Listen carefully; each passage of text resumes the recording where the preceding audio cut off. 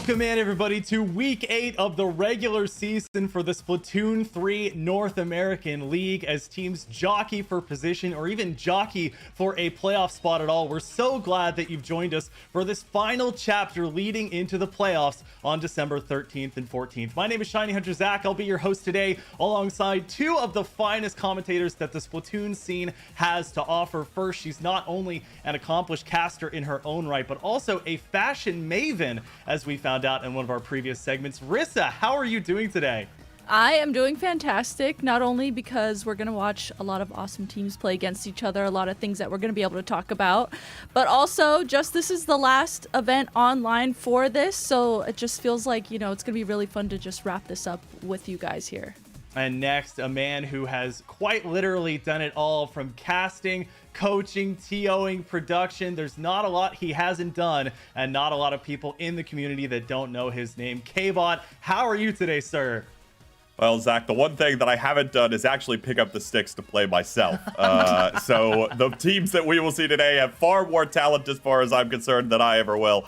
But I'm doing fantastic, and I'm really excited to get into it tonight. Well, and speaking of getting into it, we have to take a look, of course, at where we are at this point, the schedule and everything, getting into what it looks like as we proceed through to our top 8. Lots of teams that have been vying for position, but don't forget that tomorrow, the fun is not quite over yet. We have our Splatoon 3 North American League Sunday Scrim. If you want to play some Salmon Run, either as a solo or with a group of your own, you can join tomorrow, November 23rd at noon Pacific time. Definitely want to make sure you attend that. And of course, it's going to lead up to the Splatoon 3 North American League playoffs, as mentioned previously, December 13th and 14th. Live streams on both of those days, both starting at noon Pacific time. So definitely interested to see which of these teams fall into what spots here as we look forward to the playoffs. I believe we'll also take a look at our format shortly here, but K-Bot, we'll talk to you here after we get into the ladder round in top 8. Looking at the points, teams already looking to secure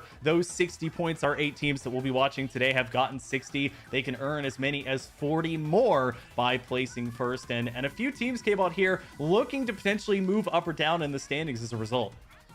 Yeah, so given that we are at the end of the regular season and most teams have already played their 5 tournaments that will count towards their playoff standing, we believe that 7 out of the 8 teams are now locks into playoffs, and there is only one additional team that might be able to make it and knock off an 8th place team. Here are the standings, of course, from last week. Milky Way team we'll see getting the dub over FT Win. We'll see if they can do a repeat performance here tonight, Zach. And if I recall correctly, 11 out of the 16 teams from last week's top 16 are participating today. Some notable exceptions, including Moonlight and FT Win. Here are your season standings, Rissa. We've got FT Win still at the top. Fofofo, Milky Way, Duck Motif, Bet, Gourmet Race, and Healthy Diet Food Groups. Those teams all active this week as they try to get a better placement heading into the playoffs. Yeah, a lot of interesting things about this is, looking at this, a lot of these teams, they have their spot secured, but,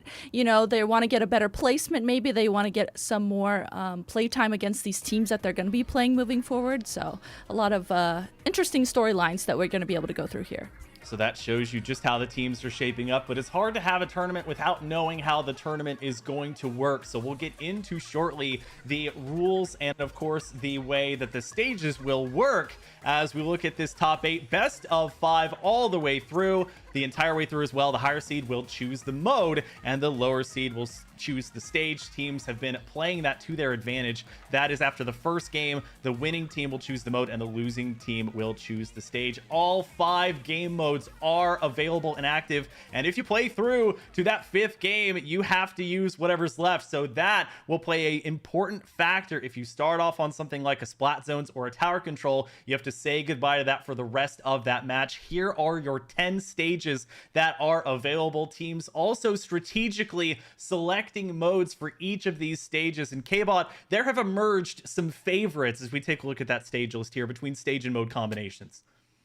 There have, and some of those favorites might not have necessarily been as community predicted or expected. In fact, one of the most popular being Urchin Underpass, because oftentimes the strategies that you have to take to Urchin Underpass are vastly different from a lot of the different stages in the game. It favors more shorter range, aggressive weapons, and teams are often saying, no, we can beat you on that alternative composition, and picking Urchin almost exclusively throughout the tournament, assuming they believe that they have the advantage. Well, now that we've established how top 8 is going to work and the venues in which it will be played, let's take a look at the actual bracket itself for this final week of the regular season. You can see how the matches are shaping out for our winners quarterfinals. The 1v8 match, Gourmet Race versus Sunset. The 4v5, a name you might not have seen too often before in our top 8, Caramel taking on Duck Motif. Then we go into our 2v7, Milky Way versus Fofofo. Milky Way still cementing themselves near the top. And the match that we will end up spectating here, Rissa, shortly, Bet versus Healthy Diet Food Groups in your 3v6. Yeah, Bet versus Healthy Diet Food Groups. We are in for a treat heading into this being the first match that we're going to watch. We were looking at it a little bit on the bracket before this, the latter portion of it, and just seeing that each of these teams have actually beat each other once already today. So when there's situations like that moving forward, it always makes for really interesting strategies moving forward. And K-Bot, as Rissa mentioned, these teams 1-1 this week against each other today. There was a 2-1 win by Bet over Healthy Diet Food Groups. That was the second match that they played. The first match went a little bit differently as Healthy Diet Food Groups able to pick up the sweep in the best of 3, 2-0. Yeah, the interesting thing here, right, is just that gives you a little glimpse of how back and forth a full-length best of 5 could potentially be for these two squads. Healthy Diet Food Groups known to play a very distinct style of Splatoon, but Zach, the most interesting thing is there's a lot of pressure riding on this match for Healthy Diet Food Groups as long as they actually recognize that. With a win here, Healthy Diet Food Groups would lock themselves as the 8th team qualifying for the Splatoon 3 North American League playoffs in 3 weeks. With a loss, it is still an open door, assuming that Sunset can win the tournament tonight. That is what they would need to do. So perhaps unlikely, but even still, getting the win here means they lock down that spot and there's nothing anyone else can do to take it from them. Well, and as we get closer to game time here, let's take a look at the rules coming up shortly. We've got to see how these matches are actually going to be played. We'll start with Rainmaker. So for Rainmaker, you got to pop that Rainmaker shield and take control of the Rainmaker. That's the objective you're going to be looking at here. Carry that Rainmaker to a checkpoint pedestal and then advance the Rainmaker to the goal in the opponent's territory. If neither team reaches that goal in the allotted time, the team who comes closest to the goal wins. And Rissa, interesting to see a mode like Rainmaker first because it can be a little bit chaotic of a starting point. Yeah, absolutely. Typically, you see teams starting on splat zones, tower control. You know, that's always kind of the more neutral, groundish objective when it comes to the modes within the game. So starting out with a more chaotic game mode like Rainmaker, I tend to think, you know, Rainmaker and Clam Blitz can be a little bit more chaotic compared to tower control, splat zones, and turf war. So starting out with a little bit more chaotic game mode like this, I think we'll really get to see how these teams will be able to think fast on their feet and, you know, make things happen in a quick and chaotic situation. And K-Bot, to continue on with Rissa's point, we talked a little bit in our prep, the three of us did, about the selection of modes at important times and teams figuring out when they want to pick certain modes earlier or later when they're in the position to versus when they are given that mode without a choice and have to pick the next stage as a result. Yeah, and to that end, right, I think as it pertains to this particular match, Bet is a team that is much more going to thrive on the chaos and faster pace of a mode like Rainmaker in comparison to the team like Healthy Diet Food Groups, who is known to be a team that will sometimes opt not to use a tacticooler player. That is a very intentional choice by them. They believe that their set of weapons instead, the loadouts that they choose are going to lead them to success more than relying on that tacticooler. And they actually get a significant amount of value out of it. As a matter of fact, Blop is, I believe, the second least player by respawns per minute He never goes wow. down on the back lines for Healthy Diet Food Groups, and that's one of the reasons why this team is successful. So if players like Zero and Dante could get into position to ruffle some feathers, this could get pretty bet-sided pretty quickly. Well, let's get into our game one here in these winners quarterfinals between Bet and Healthy Diet Food Groups. As always, shout out to our spec cam operator Czar, my favorite person who doesn't know that Warriors not only for clothing but also for the sport of hockey. And Rissa, speaking of ruffling some feathers, maybe one or two weapons that we don't conventionally see, at least not when we're not spectating these two teams. Right, I was thinking the same exact thing. We're getting to see Blop on that bamboo, which typically is not played a lot in comp. Blop, one of the main people within the game in competitive that does play that weapon, and then Simo on the other side is playing a Tentabrella here, so another weapon that is not seen a lot, but again, one of those players that if you think of that weapon, they're going to be playing it. Simo will most likely be playing Tentabrella. That particular variant for Healthy Diet Food Groups having the Auto Bomb and the Killer Whale 5.1, we see a Killer Whale come out, but it's going to be from Bet as Zero is going to fall here to Ev. K-Bot, the first checkpoint already gone through, and Healthy Diet Food Groups moving forward here, expending some resources, but Bet trying to play similar defense.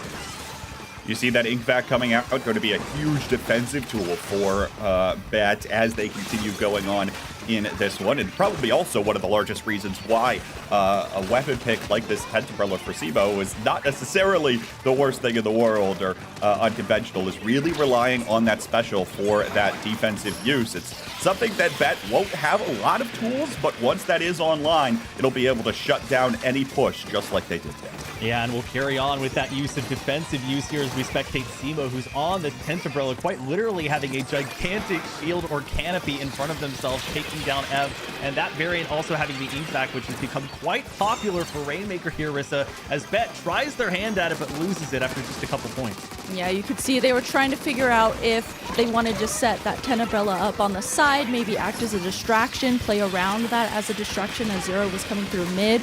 As we get to see Zero here actually doing that, rushing forward here, trying to get in a position to stop that Rainmaker, and they do exactly that against Healthy Diet Food Group. So you can see they're just trying to get their bearings, trying to decide if they want to play more as a group or maybe they just want to use that Tentabrella as a distraction tactic. And Beth doing a good job of grouping up there in mid. They didn't get this push to the shortest checkpoint first there, but they are going to get it now. Nice job of using a couple of specials to allow themselves to get forward. I think they used, K-Bot, the shot from the ink vac to pop that second Rainmaker shield, but they will go down just as quickly, but not before gaining the lead at 62.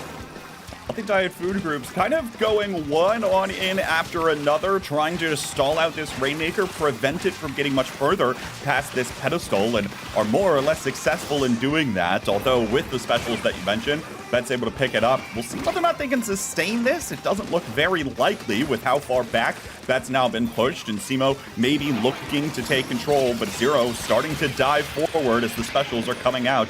Blop is going to get one onto Dante here with the Killer Whale, and it's 2 down for Bet. Don't know if this is large enough of an opening for Healthy Diet Food Groups to really get the ball rolling here, but they'll certainly be set up for something. Yeah, and this is when they want to use it. They have the big bubbler online. Zip's going to have the tactical buff. They will take the lead at 48, although they might miss their jump there and have to retreat a little bit, still with a good amount of ink to work with on the floor, but a bit of a flank around by Bet, not going to work in their favor. Healthy Diet Food Group still holding on to it. They have the ink back right in front of the ramp. It's going to be all but Blop going down, but Blop, Rissa, back far enough where Healthy Diet Food Groups can jump back in. Wow, Healthy Diet Food Groups has had a lot of time to really secure this position, get the Rainmaker in the lead. Like you mentioned, Zach, the teammates from Healthy Diet Food Groups able to jump to Blop as well, so that way they could continue a little bit of that pressure. We're seeing Zero though here finally dropping the Rainmaker down into mid to get it out of that position, just in case someone from Healthy Diet did sneak through and grab it. So we're headed into the last minute here, and the lead is definitely possible. Okay, I was gonna say in the grasp of Bet, but with 2 members going down, they're really gonna have to figure out how they want to rush this. Yeah, and this Minted Cavitator that we're spectating from Ev, so good at playing offensively. They're great range and great ability to flick around on opponents that may try to come out in the last second. K-Bot here is 33 on a map like this one, not always a very secure push to get to.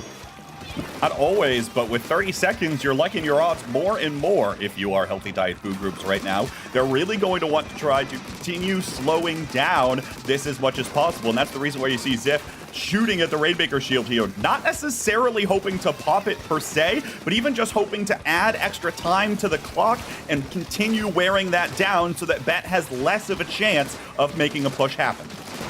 Bet desperately trying to get it, and they finally will. The Tacticooler will come out as we're 5 seconds away from a potential overtime if they pick up the Rainmaker, which they will. Now Ziff holding on to it and doesn't even need it there. They had the Tacticooler available, but said, I need to prioritize getting in the face of this Rainmaker carrier here, Rissa, and that's exactly what they do. Healthy Diet Food Groups taking game one. I think, we talked about these two teams on the bracket going to be playing against each other, and since they've each won and lost against each other today, I feel like that first game really showed that. The Rainmaker just stayed in mid constantly. The lead didn't get necessarily super big, and it took a little while for it to even get to a point where it was a significant-ish lead. So I think, man, with the way that their scores have been so far and the way that first game went, anything's going to happen here.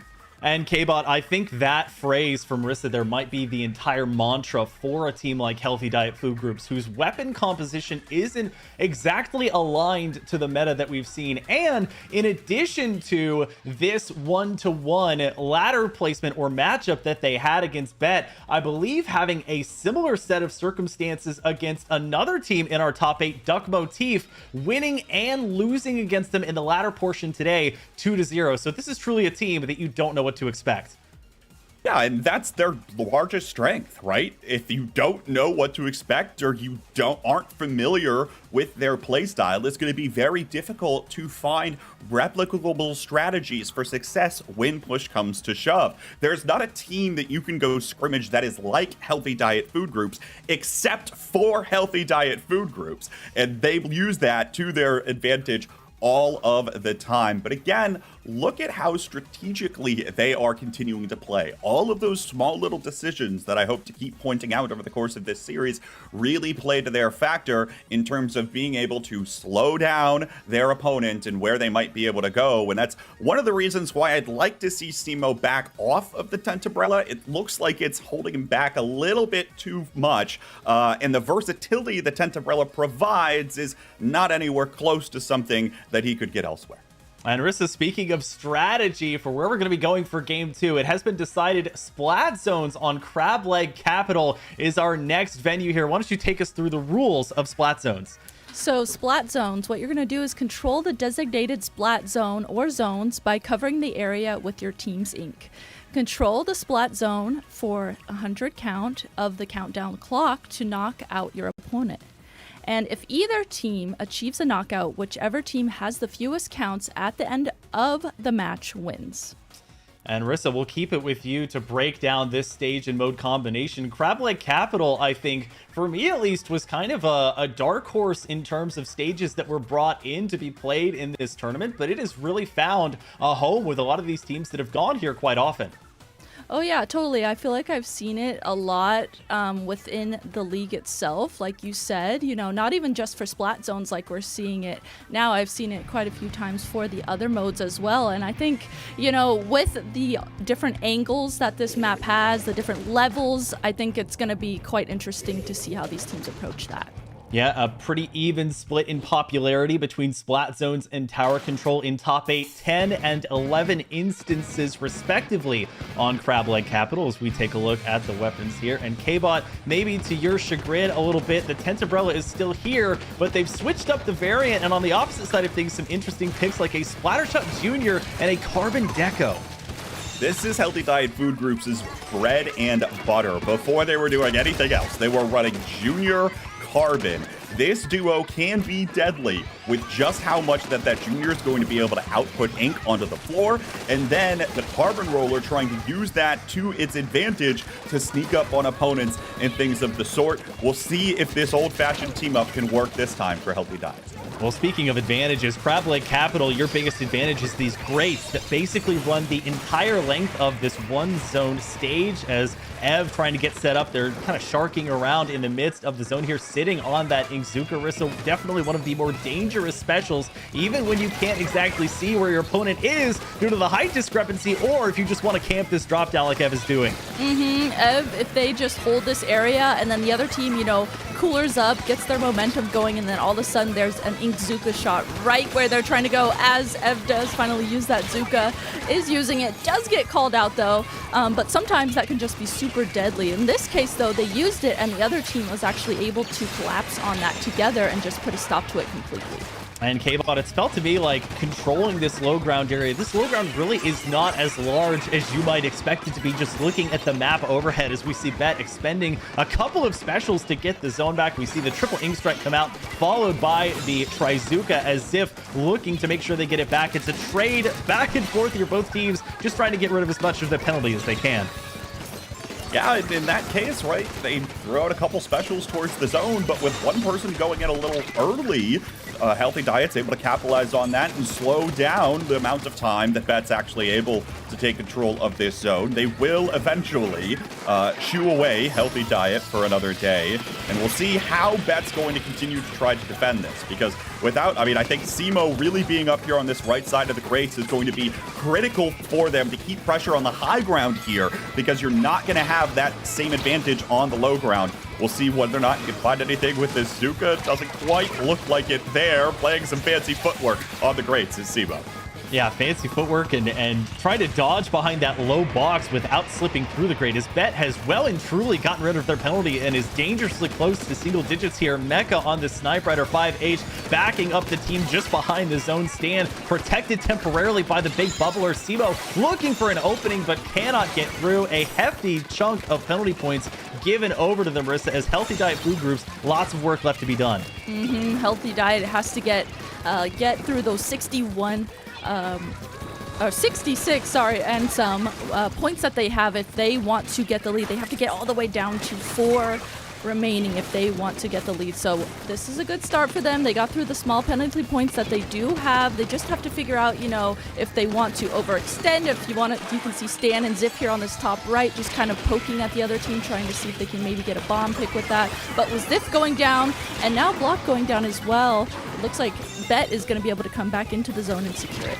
Well, and poking was supposed to be the operating phrase there, as during that time, the Junior built up their big bubbler, and then the Stickers built up their Booyah Bomb, but neither really getting to use it. In fact, the Stickers still holding on to that Booyah Bomb, waiting for the opportune time to use it here, K-Bot. They've now gotten the big bubbler back, but Bet threatening just one more fight arguably left to go before they just outright take this one. Sometimes it's about being proactive, and Bet stole the tempo of the game right there in front of them. And now Simo coming up from behind with a flank play, takes down one on this tent umbrella. It is going to be even more annoying up here with the rest of Bet swarming underneath him. It's 3 down for Healthy Diet, and Bet will respond in game 2. These two teams living up to the history that they displayed in the latter portion, going 1-1 against each other. This one back and forth as the pendulum swings here. And Rissa, the choice there of going to splat zones and on Crab Leg Capital, very much so working out for Bet, or at least for the portion of that they chose. Now the shoe is on the other foot here, as Healthy Diet Food Groups gonna have to react as far as the stage goes to where game 3 is going to happen. Absolutely. They're going to have to really think about, you know, with the history that they have with this team, maybe if there's a certain place they want to go, or mode they want to go to, or map or stage they want to go to, that they will be able to play against them in particular. I'm very curious, you know, who won previously on which maps and modes. But very interesting what's going to end up happening here in this third game. And K-Bot, yesterday you brought up a phrase specific to Turf War that I'd love for you to elaborate on, as we're down to the final 3 modes available, and Turf War among them. I believe it was something akin to Turf War Chicken, if you'll enlighten me there. That's right. Sometimes the teams, I think earlier in the season, were playing this little game of Turf War Chicken, hoping that they wouldn't have to play it if it wasn't picked before Game 5. But of course, then they started realizing, well, maybe we don't want our Game 5 to be decided by Turf War. Sometimes it's kind of a matter of whether or not you win or lose a fight towards the very end of a particular game of Turf War. And so, with that in mind, instead, sometimes teams are opting to pick it earlier in the match so that they can control the stage of a different ranked mode should it go to game 5. However, Zach, with all of that out of the way, that is not what we've seen Bet decide to do here. Instead, we're going to Clam Blitz. And why don't you take over to explain the rules of this one? So yeah, Bet avoiding their fate as we get into our third mode here of the day, Clam Blitz. What you need to do is collect 8 clams to form a power clam and use it to break the opponent's clam barrier, which protects their basket. After that, when you get that basket open, you just need to score 100 points to win. How do the points shake out? One individual clam is worth 3 points and a power clam is worth 20. If neither team is able to score those 100 points, then the team with the fewest points remaining wins. And Rissa, we are going to a pretty classic stage for Clam Blitz with Museum de Alfonsino. And typically this mode works out one of two ways: either lots of pushes early and often, or you barely see anything and then one team just absolutely explodes in terms of points gained. This map, yeah, you are totally right. This one, I just constantly think of, you know, one of the main things you want to do on this one is just constantly flank around, get flanks around to try and not only possibly act as a distraction, maybe you'll be able to get jump-ins over to the basket. It can get really chaotic is like the word of the day. It can get very chaotic, but you know, since the map is so big, if both teams are watching those flanks, then that mid control can be quite a stalemate, as both teams are just making sure they're watching flanks, watching mid, and that back and forth in mid can last quite a while sometimes. And K-Bot, as a coach yourself of a pretty high-level Splatoon team, any forecasted or recommended weapon changes for either teams or adaptations in strategy for this stage and mode combination?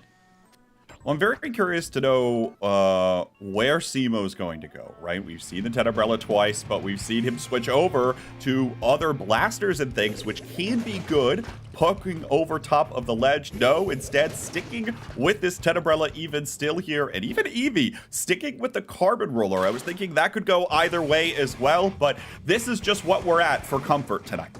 As you mentioned, Eevee and Ziff sticking on the changes from Game 2 that led to them trying to make it work, but Bet ending up taking that one. Now they do get out in mid here, as it looks like the first couple of splats, Rissa, going the way of Healthy Diet Food Groups. The remaining 2 members of Bet having to back off, at least for the moment. You can see that Healthy Diet Fruit Groups is going to get their clams really quickly, which is very good for them, and use the momentum that they created at the beginning of this, as we see Eevee and Ziff here rushing forward. Ziff uses that bubbler as well to create space and make sure that they can get under that basket. And very quickly here, actually, Healthy Diet Fruit Groups opens up that basket, and they have more clams at that to continue counting down their points. It's a 2v2 at the moment, and this was the stage and mode where Milky Way was able to send 3 power clams forward and into the basket at the same time, making use of those upper grades, though much smaller and not nearly as populous as they are on something like Crab Leg Capital. Still a very important piece of topography to use, as we see an errant Zipcaster going by here. K-Bot Stan trying to make something work. They'll have to retreat back to mid, but for now, Healthy Diet Food Group still with a bit of map control in mid. Still, but now going 2 down, and it will be Bet taking mid control back. We'll see how far ahead they can really start trying to push this one, as everything's coming out in purple ink. Zero starts to move forward. Oftentimes, one of the main people to lunge forward looking for something will get taken down in the process in a 1-for-1 trade, and Blop's backed all the way up, meaning that Bet's not going to get everything they came for, at least up early here. And now beautiful one from Blop, avoiding Bazooka as well, and it's going to mean that momentum has virtually stalled, if not tipped right back over to Healthy Diet, who might have an opportunity to go for the basket. Yeah, Blop doing a good job of getting these picks. The Snipe Rider is kind of the guardian of that overlook. It is one of the puzzles that you have to crack on just about every mode here, as we see a missed throw so close there on the high ground. It was a great strategy. K-Bot, I'm going to have to go back to you here, as I see a pained expression on your face. So close, but it just hits the smallest little ledge there, and the throw doesn't connect with the basket. You know, the other thing I was thinking about for Healthy Diet on this particular stage, and the reason why they could have chosen it, is with that junior that Ziff is running in that big bubbler, there's a lot of opportunities for it to get used. Didn't get used there. It wasn't able to stall out for a long enough push, creative though it was. And Healthy Diet back to the drawing board here. Only 1 power clam has been scored. And Ziff here opting to use the big bubbler on the middle spinner, so they're not going to have it for that push on the platform, at least for the moment. And we've entered that stalemate portion once again. 7 clams versus 6 available for each team, so both teams just trying to carve out that niche or find that opening, as EV, for example, who was in that lower small box area, was spotted out, taken out, and now is back in this court area, trying to build up specials as well, Rissa, as both teams only with one available, and they're going to use them right away. Gonna use them right away. We can see Bet here. It's their turn to try and get a push in with all members up finally. It seems like Healthy Diet Food Groups has consistently been having one member go down, been able to take down one member on the side of Bet, so they haven't really gotten in a good position to even get a push going. Now with both teams having a member go down, a couple members go down actually. I like that Healthy Diet Food Groups, they didn't even hesitate. They're like, you know what, we both have 2 members down, we're just gonna rush forward. And the more that they do that, the more space that they're gonna create in mid. That way Bet can't even get into mid and think about pushing themselves.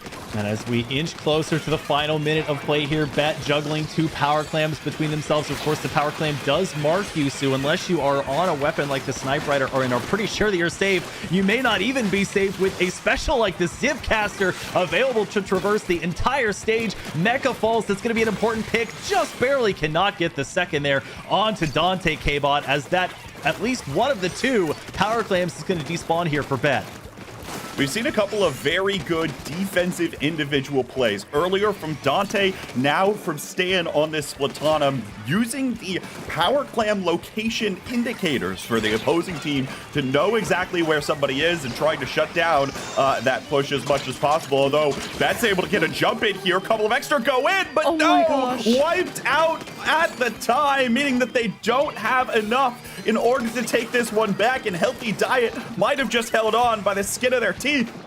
Time not on their side, just under 10 seconds left. An opening pick here for Healthy Diet Food Groups. That's a second onto the Slosher. Simo seeing if they can make something desperately happen, but it's not gonna work as the Trizuka falls. A close Clam Blitz match again, as we see 71-71, but Rissa, tie goes to the team that gets there first. And again, that swing of the pendulum as Healthy Diet Food Groups hangs on. Yeah, Bet there. They were so close to getting the lead, and right at the last second, too. It kind of took them that entire game to figure out their footing and get their bearings to figure out how to even get in a position to push. And if they would have just had one more clam, they would have taken the lead there at the last second. And then, too, when the baskets closed and we saw Healthy Diet taking mid there, Bet was trying to scramble and get a power clam so that way they could go into overtime. But there just weren't enough clams by them to be able to get in a position to do that.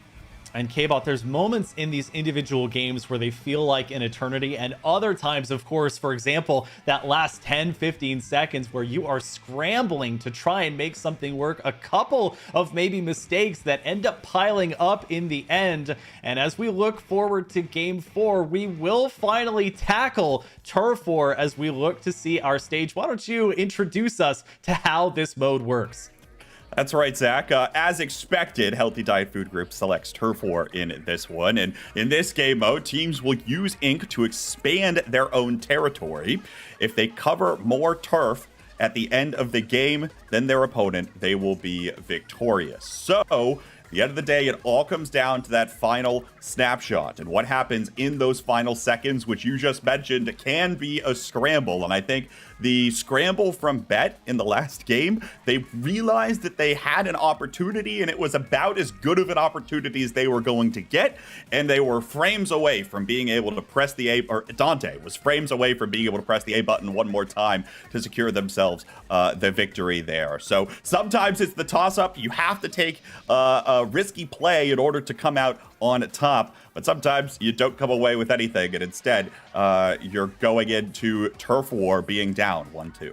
And Rissa, we have received our stage, our venue for game number 4. It will be Hagglefish Market, which of all the stages that are included in the available pool, I would say this is one that went from being played quite a bit to not being seen nearly as much, but we're going there for Turf War this time around. Absolutely. At the beginning of this, I think I saw Hagglefish because I had commentated on the first league that we did here. And I remember seeing Hagglefish quite a lot. And now, like you said, as this has gone through, it hasn't necessarily been picked as much. And now getting to see it on Turf War, of all things, I don't know if I've personally seen it played on Turf War. So getting to see it played here will be interesting. It's a really big open map. There's a lot of turf to be had here. So lots of space to make things happen. And this, arguably, K-Bot, is one of the modes that compositionally and functionally changes how teams operate, because they swap over oftentimes to weapons like the Reflux, the different variants of it, and weapons like the Splattershot Jr. that were already doing well before may continue to be effective on this mode, where you have a reduced amount of time and also have to cover and look at the entirety of the stage. Yeah, often teams right now are switching over to a Reflux, something that is able to provide more ink on the floor and just be more passive. We see Sibo pull it out here for Healthy Diet Food Groups. It's Ziff on it in place of that Junior, but expects the weapon to fill a very similar role. The other thing I want to point out here is Bet has taken away stronger tower control stages with both of their picks. Taking away Crab Lake Capital and Hagglefish Market would be stages you'd expect to see on tower control. So it'll be interesting if this goes to 5 what the selection is. And we're spectating Ziff here again. Shout out to our SpecCam operator, Czar. That is a special that I know, K-Bot, you feel particularly one way about, as they stack lots of special charge. We go over to EV as well, who is sticking with the mint decaf. It's looking great for Healthy Diet Food Groups as Bet Rissa tries to make their way back in, but these early moments are more about just jockeying for position and maintaining a level of consistency. Yeah, in the beginning here, you're just really wanting to try and, like we're seeing both teams here, just kind of poking at each other in mid. No team or the other is necessarily pushing forward and acting aggressively. They're just really trying to see if they can get an opening. And it's important, too, to note that these teams need to make sure that they're painting back in their base. I have seen it happen where it looks like one team is going to win, but then the other team wins because that other team was the one that actually stayed back and painted all those nooks and crannies in their base. So a lot of important things to be had here at the beginning of the match and as the match goes on. Well, and Bet doing everything but staying back. That was all 4 specials, one on top of the other. Not any layering to be found, just right on top of each other as though they were forming a sandwich. Speaking of on top of, Mecha desperately trying to find Stan there, but just does not have the angle. K-Bot as Stan gets out okay. Just past the halfway point here, still looking for position. They say the last 30 seconds is the most important. Do you think we'll see that here? Oh, almost assuredly. You know, interestingly, with all the specials that Bet committed, they didn't get a lot for it. They weren't able to push much further past mid because Stan found a flank angle and an infiltration on that right side that immediately had to be responded to from Mecha being less aggressive in positioning. And now it's Bet on the back foot here with 60 seconds left to play. Still plenty of time, but each individual time you get taken down and you get picked off, it's even more risky. And 2 down for Bet means they're going to be even more on the back foot as Stan has Booyah Bomb at the ready and was pushed up even farther. Well, and that appears to be Stan's MO, is get as far as the enemy team. Bet in this instance will allow you to go, but jump out, maintaining your life as it were. That's going to be the Booyah Bomb taking out the big bubbler as it's already gone. Orisa, last 30 seconds coming up. Stan still hanging on to that Booyah Bomb, and I think Healthy Diet Food Groups will have enough time to get another tactical, but they will not get that Booyah Bomb off at least now. 2 members of Healthy Diet Food Groups are down as well, and Bet, you could see they stayed back. They made sure that they played a little bit cautiously so that way they could wait for that last 30 seconds. They have specials at the ready too that they have been slowly using here, and as it comes down to the wire here, both teams are in mid, both teams have a couple members down, and as we head into the overhead here, I honestly don't know which team is going to win. The last second Booyah Bomb from the Stickers. It's looking quite yellow, and Judd agrees as Bet is going to take game 4. And in similar fashion to what these 2 teams saw in the latter portion, tying up their individual matches 1-1. We are tied now, K-Bot, at 2, and we're going to need a game 5 to settle this one. Yeah, it all comes down to the game 5 because of course it does. It all comes down to the buzzer beater because of course it does. It looked like Bet wasn't in the strongest of positions, but again, if you can find that engagement and time it with when that whistle's going to blow, they're able to be successful. They took Healthy Diet Food Groups, they took 2 of their members away with about 7 seconds left to play. Those are 2 that are completely out of the element for laying down that ink in the most critical parts of the Turf War game. Bet's able to snowball that to victory in the last few seconds, and that means that our final mode here, Zach, is going to be tower control. Well, let's take a look at how this final mode that we have not seen, tower control, is played. Jump onto the tower to take control. If no opponents are on the tower, it will begin moving toward the goal on, of course, a set path, which you are able to see there on the stage. Ride that tower through various checkpoints on the way to the goal in the opponent's territory, so it gets more and more dangerous, arguably, as you go along. If neither team reaches the goal, the team who comes closest to the goal wins. And Rissa, this is one of the more metered modes. You can see exactly where that tower is going to move, and we do already have our stage to join with the mode, as these teams will settle it on Mako Mart. Mako Mart, the classic. I feel like it's just one of those classic tower control maps, and these teams are going to know. I mean, it was played so much in Splatoon 2, and now as we are in Splatoon 3 as well, it is continued to be played a lot. So these teams are very familiar with this map and mode. They're going to have their strategies that they want to use. I'm very curious to, if we're going to see any big weapon switch ups, from either team as well. This is a more long and narrow map, so different weapons here could absolutely be played. Mako Mart picked 27 times in past top 8s for tower control specifically. The next closest mode on this stage specifically is Splat Zones with 8 instances. So to your point, very much so favoring this mode for this stage in particular, K-Bot, as we've seen a few different weapon changes come out. How differently are you projecting this one to be as we get in earnest into game 5 between Bet and Healthy Diet Food Groups?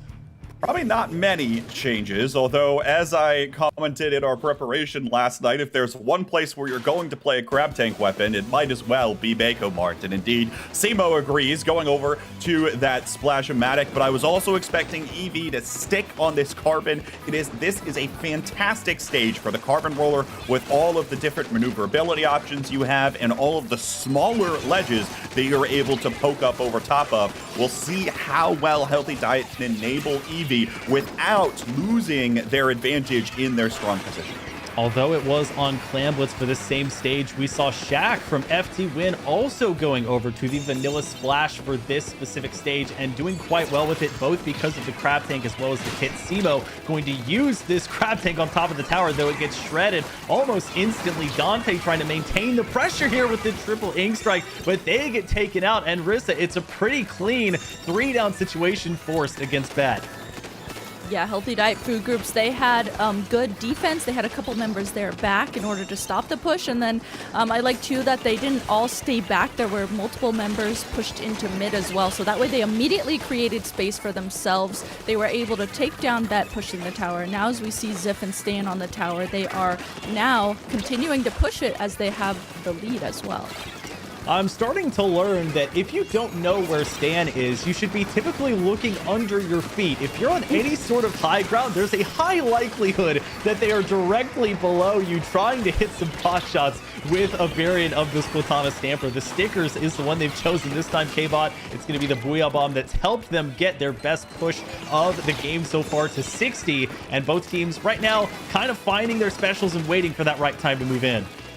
Yeah, interestingly here, Healthy Diet Food Groups is not pushing the issue. They are fine maintaining control over the middle of the stage. They're fine largely controlling the tower, and fine continuing to charge up specials to trade engagements rather than letting Bet charge up all of their specials and then come away with a large push towards the end. And it is being a very, very strong boon for them right now. With 2 minutes already off of the clock, it seems like Bet hasn't found their footing much at all, and Healthy Diet Food Groups is controlling the pace of the game. You see the strikes come out pushing Eevee away, but even still, that Bubbler is sitting in a fantastic position, and Healthy Diet Food Groups is continuing to control the pace without Bet having much in the way of resources to take control back.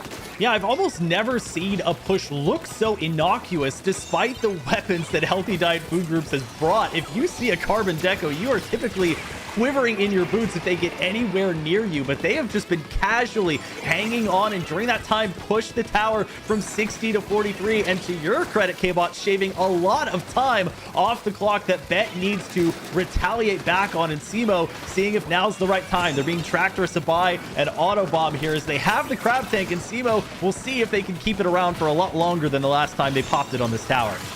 Simo here has the crab on the tower, and they have to be careful. We see Eevee flanking around on that carbon roller. Typically the carbon roller, like K-Bot pointed out, can do so good on this map, be able to sneak around and play off of those ledges, but we saw there it was called out. So now Bet seems like they're finally starting to get their footing. They're now doing exactly what Healthy Diet was doing to them. They're staying back. They're trying to let Healthy Diet use their specials into them and try and just slowly push this lead and not rush it. Blop hanging back on arguably one of the larger or more expansive sniper overlooks that are on any of the available stages. As we see a couple picks, and this is Bet's best push of the day so far, getting dangerously close to taking the lead, and they will on a 2-down situation against Healthy Diet Food Groups. And now Mecha is in the prime position. They're going to have this tactical on the tower. It'll provide some body blocking as it's not a special that can be taken out. Ziv desperately looking for a moment to engage here, K-Bot. They'll finally be stopped at 15, but under a minute to correct that push.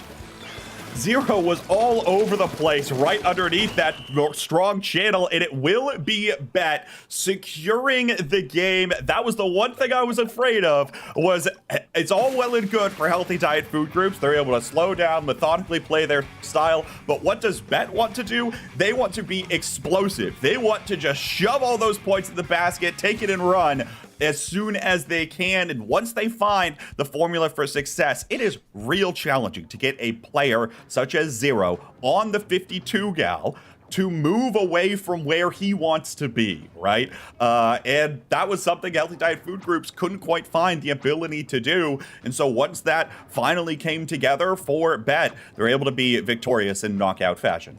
And Rissa, I think a match that lived up to its hype. We saw these two teams play each other twice in the latter portion of today's event, trading those matches out 1-1, and then this one going to a game 5, and it was not a 2-0 into a reverse sweep. It was back and forth the entire way through. I completely agree. You know, not only the score shows that as it was back and forth, but also as we were sitting here watching the games, you know, especially like, you know, that last game as an example, I thought Healthy Diet Food Group was going to win as they were doing so good at the beginning of that. And then all of a sudden it swapped over to Bet. So, you know, it, like you said, it really shows that these two teams were really figuring each other out. And it was just so back and forth. They were each doing it and each doing a good job at it.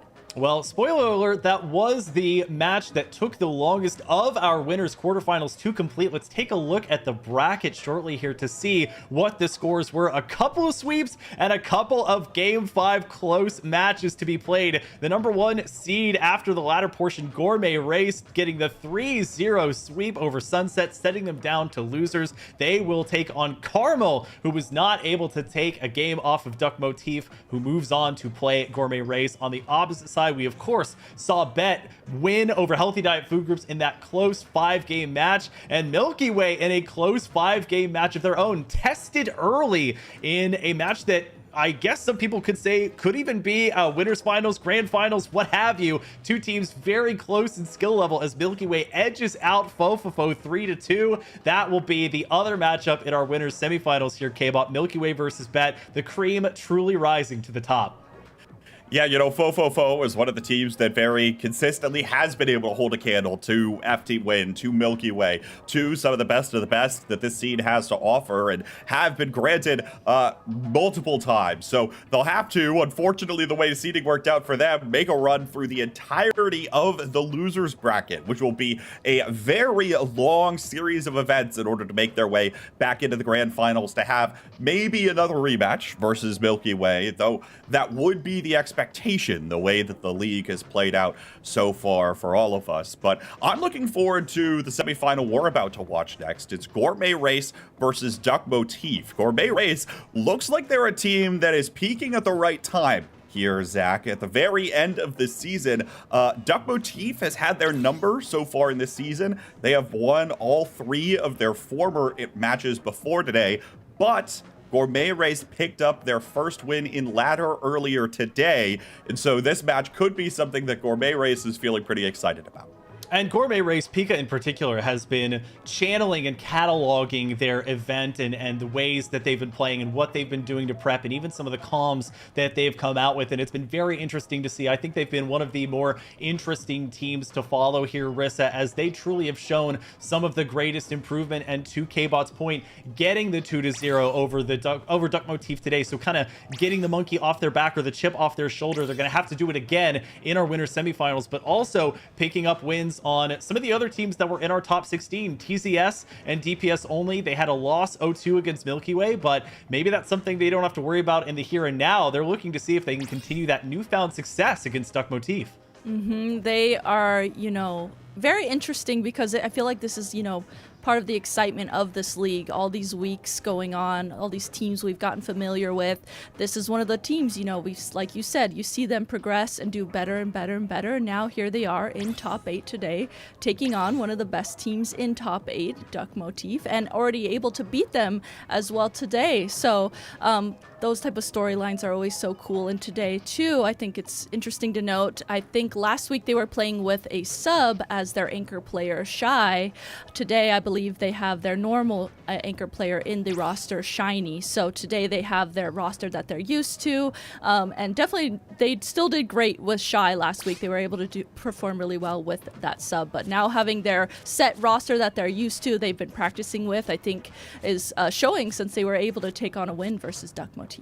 The aforementioned roster for Gourmet Race that Rissa was talking about, Pika, Shiny, Leaf, and Miner here, playing weapons like the Splash-O-Matic, Snipe Rider 5H, S-Blast 91, and Slosher, respectively, taking on a Duck Motif team that has Drifty, Kara, Bandit, and Red Shell. K-Bot, we are going to be starting out. We already know where we're going first. It's Tower Control on Inkbot Art Academy. Hard to have an event or tournament in Splatoon without seeing this stage and mode combination come up at least once.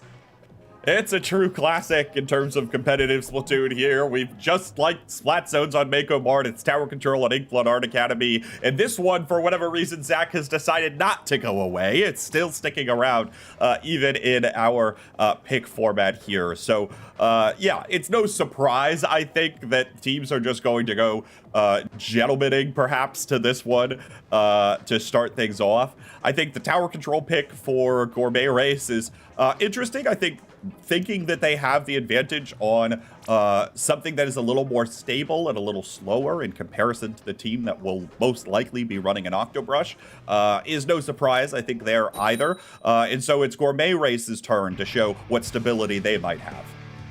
Well, we are already set. It's going to be game 1, Tower Control on Inkbot Art Academy. Shout out once again to Czar, our spec cam op for this event. And Rissa, we're getting a first look at the weapons being brought here. A fair amount of meta standards, but as K-Bot predicted, an Octobrush, and in fact, the Octobrush Nouveau, I believe, coming out from Red Shell.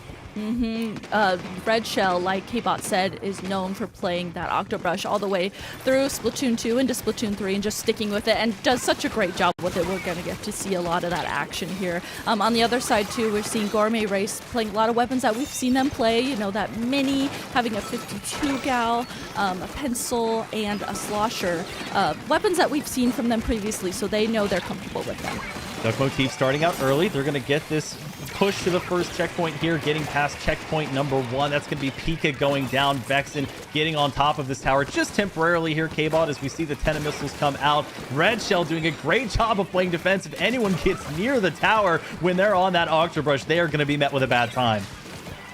Yeah, and that's one of the things, too, that Duck Motif, these players that have been playing around Red Shell for so long are going to be very quick to capitalize on whatever kind of engagement that he's going to be able to make for the team. You see how they're able to move around very effectively on each of their weapons and starting to take a large amount of control of their opponent's side of the stage, already approaching this final checkpoint here as Pika puts out this bubble but tries moving forward in the tower. Now trades back and forth here. It looks like maybe the onslaught has been stopped for a moment, but no, Vexen going to be able to once again take down another player on the exit.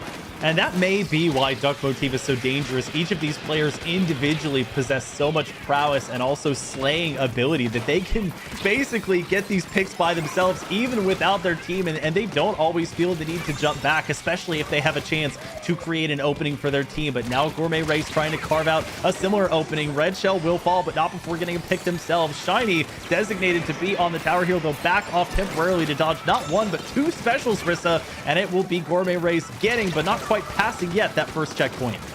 Gourmet Race, they know that they needed to at least get through that checkpoint. They do just that as Shiny there held on as long as they possibly could. And I love the continued jump-ins that Gourmet Race is having. You know, Shiny, we saw Shiny on the tower use the Tacticooler, then went down, but was still able to create continued jump-ins through for Gourmet Race. And now we see Gourmet Race continuing to push the tower, to continuing to create space and possibly get in position to get the lead.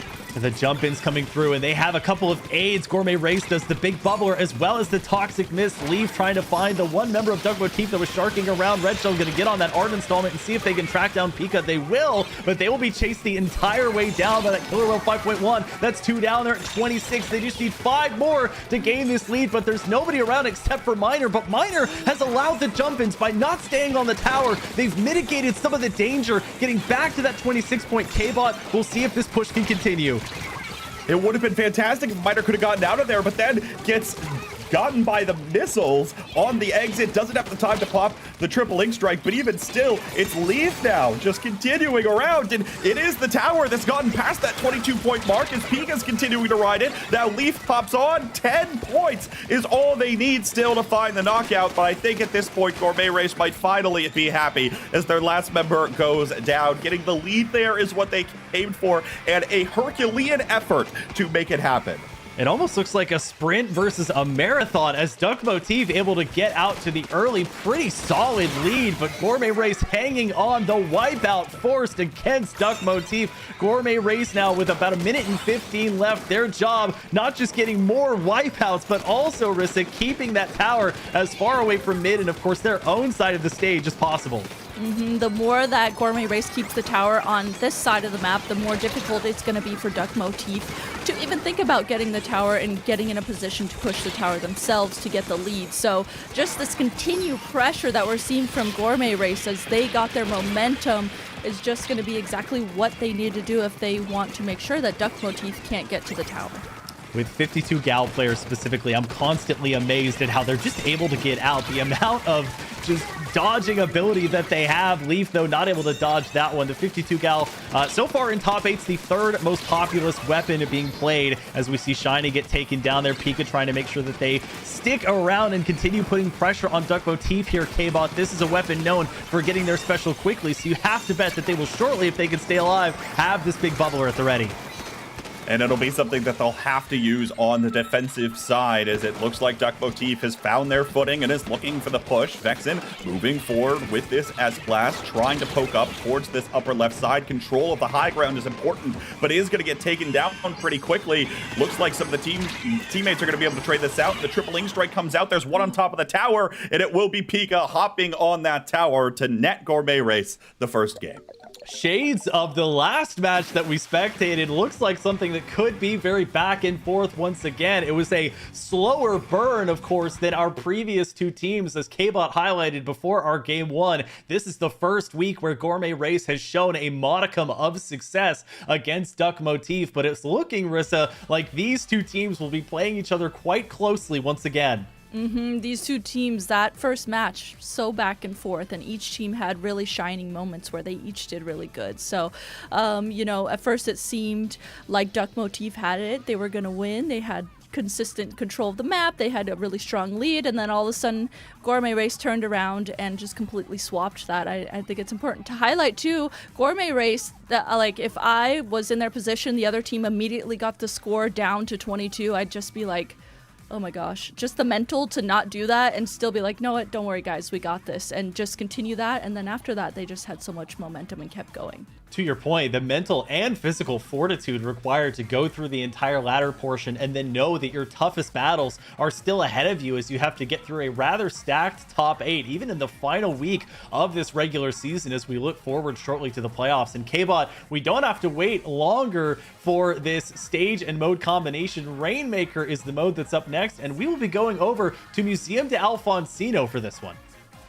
Yeah, to your point, Nine, we do have we have 6 out of the top 8 playing in our bracket here tonight that are likely to end up making playoffs. And so this is the crew that you're going to have to go up against. One more final round before you have to go up for all the marbles in 3 weeks. But for now, focusing on the matter at hand, I think Rainmaker is an interesting selection. I wonder what the logic is overall from Gourmet Race here. I'm thinking more of the improvisation that they were able to find, or maybe they just had previous success today versus Duck Motif on Rainmaker. Either way, that's where we're heading, and that's the vanilla Splattershot Pro that Kara has pulled out. A shocking surprise of a kit that doesn't get a lot of use otherwise. Well, this is kits galore. We're seeing the Comet's Octobrush come out as well with the Autobomb and Kraken Royale, a special that we really have not gotten to see, Rissa, very much at all. We're seeing the Splat Charger versus the Splatter Scope in this one, and to K-Bot's point, the vanilla, as it's called, Splattershot Pro, where the Frozen and the Forge have been the more alluring options in games past, as we see the Rainmaker get pushed forward but just barely stopped. Pika here leading the charge on those dualies, acting aggressively, trying to capitalize off the space that they temporarily created here at the beginning of the match. And we see Leaf still over here just trying to create space. The longer Leaf was over there, the more that gave time for their teammates to be able to come back into mid. But we're seeing Duck Motif recognize that. They are now pushing forward very aggressively, and now they are going to be the team that's trying to create some mid space. But it looks like on each team, members are going down on each side. Yeah, mine are in a tough spot there. The Octobrush, and in fact, the brush class of weapons, one of the few weapon classes that can really make use of these uninkable areas of the stage and pressure somebody like Miner that would otherwise have the range advantage on them. Red Shell taking a bit of the Splatana roll and sitting down there. They get the plans on that first checkpoint, so that's going to be a big lead gain for Duck Motif, up to 58, and the pressure's still on. Gourmet Race is 3 down. They're going to be looking to see if they can find the one behind, and they will. Vexen pushing forward to see if they can provide some defense. The splash ball goes down, but the angles were not in their favor. K-Bot, despite that, up to 37. But hang on here for just a moment. Actually, it's Red Shell that grabs it. I was expecting the Kraken to come out and buying even more space for Duck Motif, but the wipeout does come through. Gourmet Race is able to hold. Down to 37 is certainly solid, but Gourmet Race is quite literally racing to the other side of the stage now, but is met with the flying eagle of Red Shell on this Octobrush. That's at least 3. Make it maybe, I think that was a quad, Zach. Red Shell so absolutely dangerous on this class of weapons. It's them and Dak Hit or Dak Menace that I want to see on these weapons over and over and over again. So fun to spectate as we see Kara come out with a crab tank, using it on the low ground, still finding the shots though, gets Miner and is able to survive with their life, as well as Red Shell's going to help pop that Rainmaker shield. Rissa getting close to the halfway mark here, and both teams with a bunch of energy and activity so far. Gourmet Race though with the most to make up. Yeah, both of these teams are really just pushing up and acting aggressively when they have the opportunities. Gourmet Base here actually was able to get a complete wipe there onto Duck Motif, able to get the Rainmaker through this first checkpoint and grabbing the Rainmaker with, what? Oh my goodness, vacuum. Oh my gosh, so many specials there. I just couldn't even comprehend. They were able to use all those specials they saved up, used all that momentum, got the lead, and now, again, we're in this position where Duck Motif has to get the lead. Well, and it's a speed run as Gourmet Race. They got fully wiped, and now the shoe is on the other foot as Duck Motif Bandit's going to have the ink back there. They're going to use it preemptively. The Rainmaker shield's going to go down. Nobody picking it up yet. They're making sure they clean up as many as they can. Miner seeing if they can get it, but they do just in time to stop them at 31. Gets another one there onto Kara, trying to find a fleeing Bandit who tried to take a pot shot and was able to jump out. But K-Bot, that entire time, it's just been back and forth. Both of these teams picking up where the other leaves off.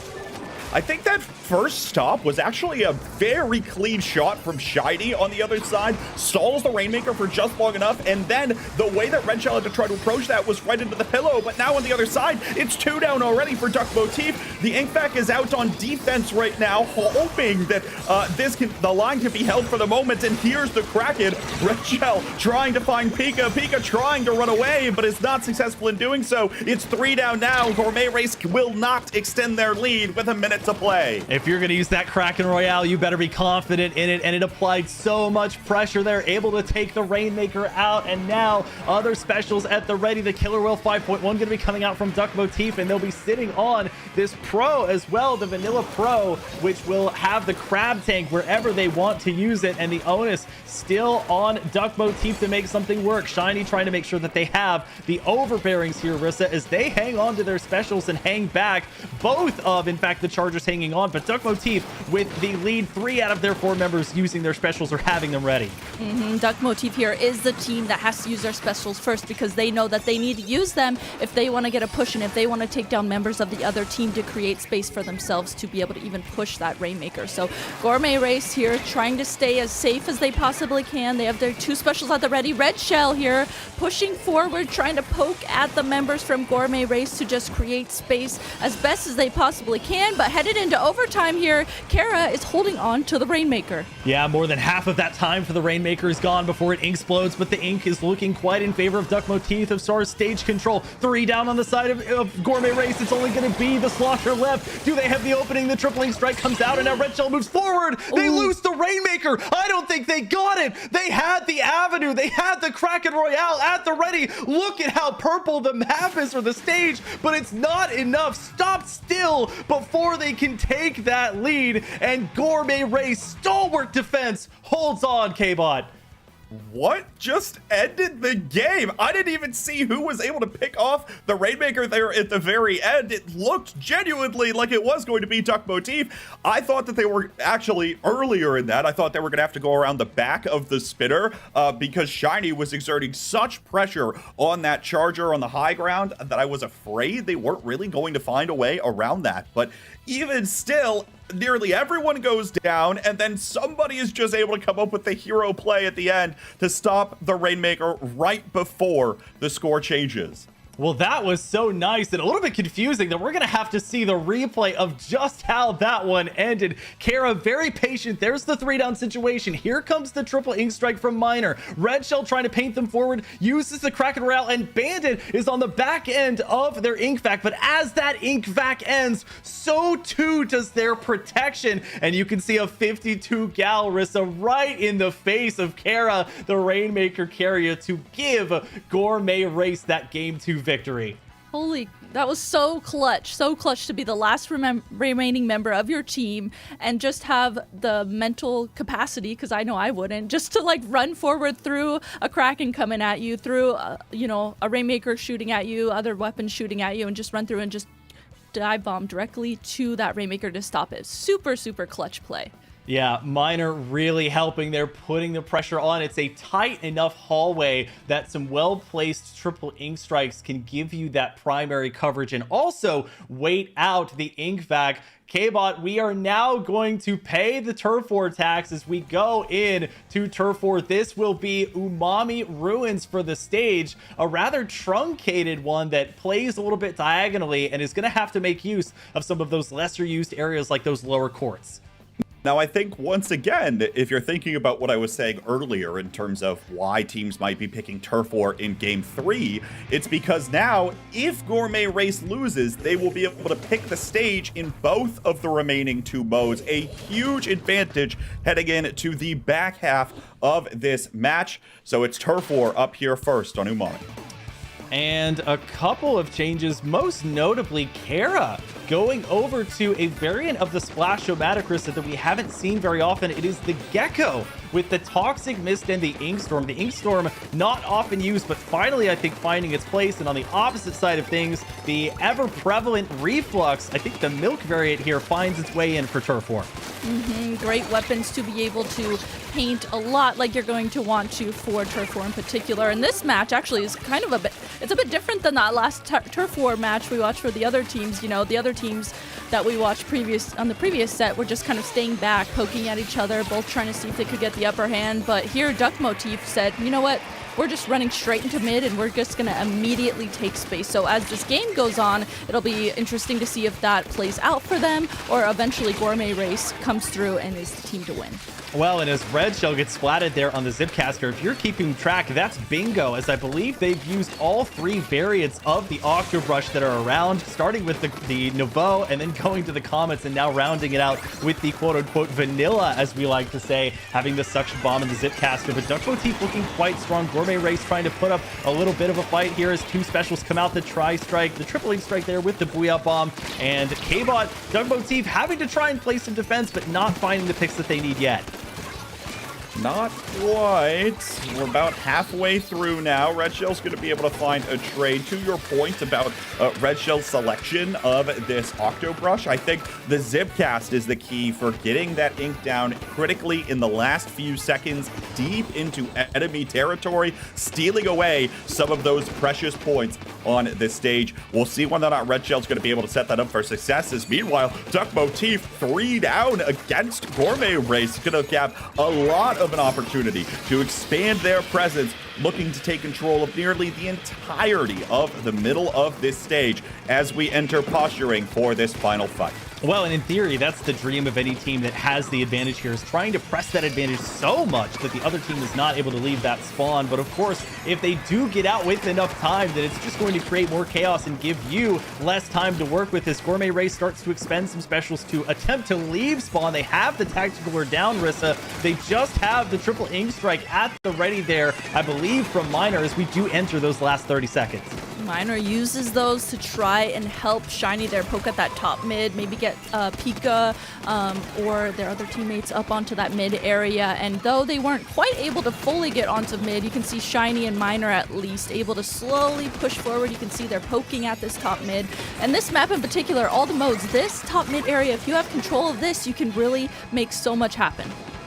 Last 5 seconds here. A couple of last-minute splats coming out. They seem to be going in favor of Gourmet Race. That was a 3-down situation against Duck Motif. A win here would sweep the set. It's again looking quite yellow, and Judd agrees. About a 5% difference gives Gourmet Race the sweep, and truly K-Bot helps to conquer some of those demons that they faced earlier in the season against this Duck Motif squad.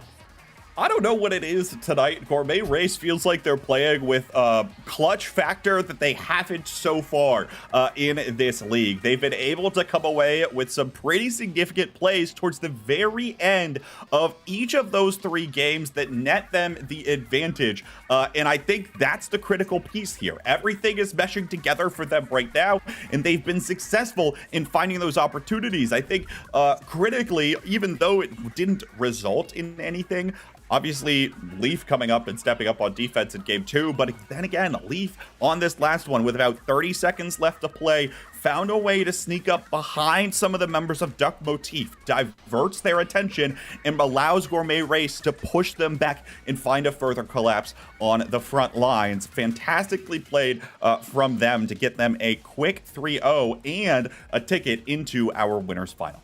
If you're going to get hot as a squad, the time to do it is later in this season rather than earlier so that you can ride that momentum into the playoffs. But let's take a look at our bracket and see how things are shaking out here. We just have the result as far as our winners semifinals go. The sweep by Gourmet Race over Duck Motif that you just watched. Still waiting on results from our other winners semifinal, Milky Way versus Bet. But in the losers quarters, the top 8, Sunset able to dispatch of the new darling from this event, Carmel, as they go down 3-1. Sunset awaits the loser of Milky Way and Bet for their losers quarterfinals match, and Fofofo avenging their loss to Milky Way by sweeping through healthy diet food groups. That latter team had some high aspirations and some needs as far as the playoffs come, but they will go out with 2 straight match losses in this top 8. It'll be Duck Motif versus Fofofo in the losers quarterfinals. Rissa, that is tough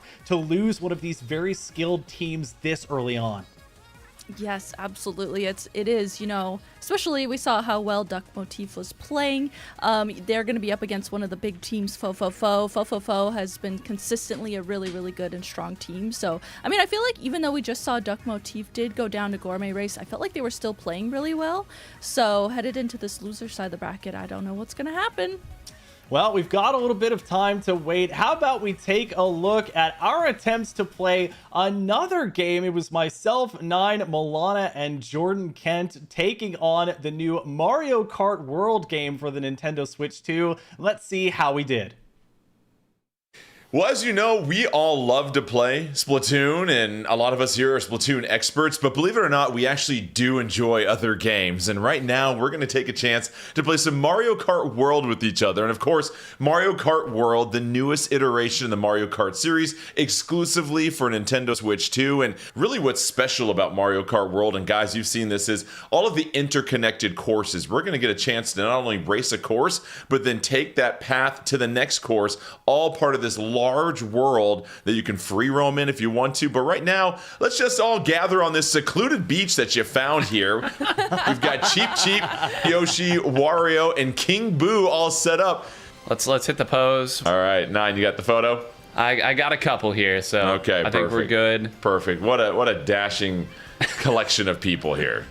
Now we're getting set for Knockout Tour, and this is a lot of fun because essentially you start with 24 racers, and then we're going to whittle it down by 4 racers every checkpoint, and you need to make sure that you're in that upper echelon. So you need to be in 20th, then 16th, 12th, 8th, and then finally down to 4. And it can get a little bit challenging. And the layout's a little bit different. Obviously, drivers that have a higher top end speed might have a better chance in this one.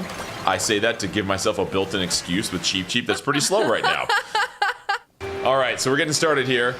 Gang, you know what we need to do? We need to just immediately Gang knock up them out. on Nine. Yeah. It's okay if I don't win. As long as I get all of the collectibles, that's where my head and my heart is. You know, guys. Big money trying to fill the That's bag. what I'm I was gonna saying. say. Yeah, when I think of you, Milana, I absolutely never think of competitive drive or anything like that. Just make sure Nine's not in the lead right now. That's the most I'm not. I'm actually in danger of missing the cut here. No Good. way. Well, and I'm behind you, so Our concentration is legit right I was now. about to say, are we sure we didn't turn it up to hard? Because these guys are A smoking little me. harder in Knockout Tour. I don't think I blinked in like the last 5 minutes. Yeah. All right, that was a lot of effort to get through the first. I was gonna say. Yeah. Wow, that I was held my really breath hard. more than I should have Yeah, there. we're really quiet for a second there. Oh, no. Jordan, if I send a red shell out now, it's coming for you. Are you Well, sure I you're know, okay with that? that's the thing, but Yeah, oh, I hit myself with my own green maybe shell. Are that'll you kidding happen me? next instead. So There you go. And there's a red shell behind me. This is where it just goes side to there's side. the blue. There's one. Yeah, let's see if it's enough though. Okay, a lot of heat right behind me. Okay. Got a chance. There we that. go, Zach. Yeah, there you go. Yeah. Doing the work for the people. Come on, give me something good. Milana, you're up here in second place. I don't know if you know this. No, it's just because Zach's in front of me. I'm like drawing Milana in, dude. I don't know what I did to earn her ire, but Need to move faster. Yes. I'm moving on You it. can just mute Whoa. my mic. You can just mute my mic. See, nothing makes Milana happier than ruining my life. Confirmed. We've got video footage of it.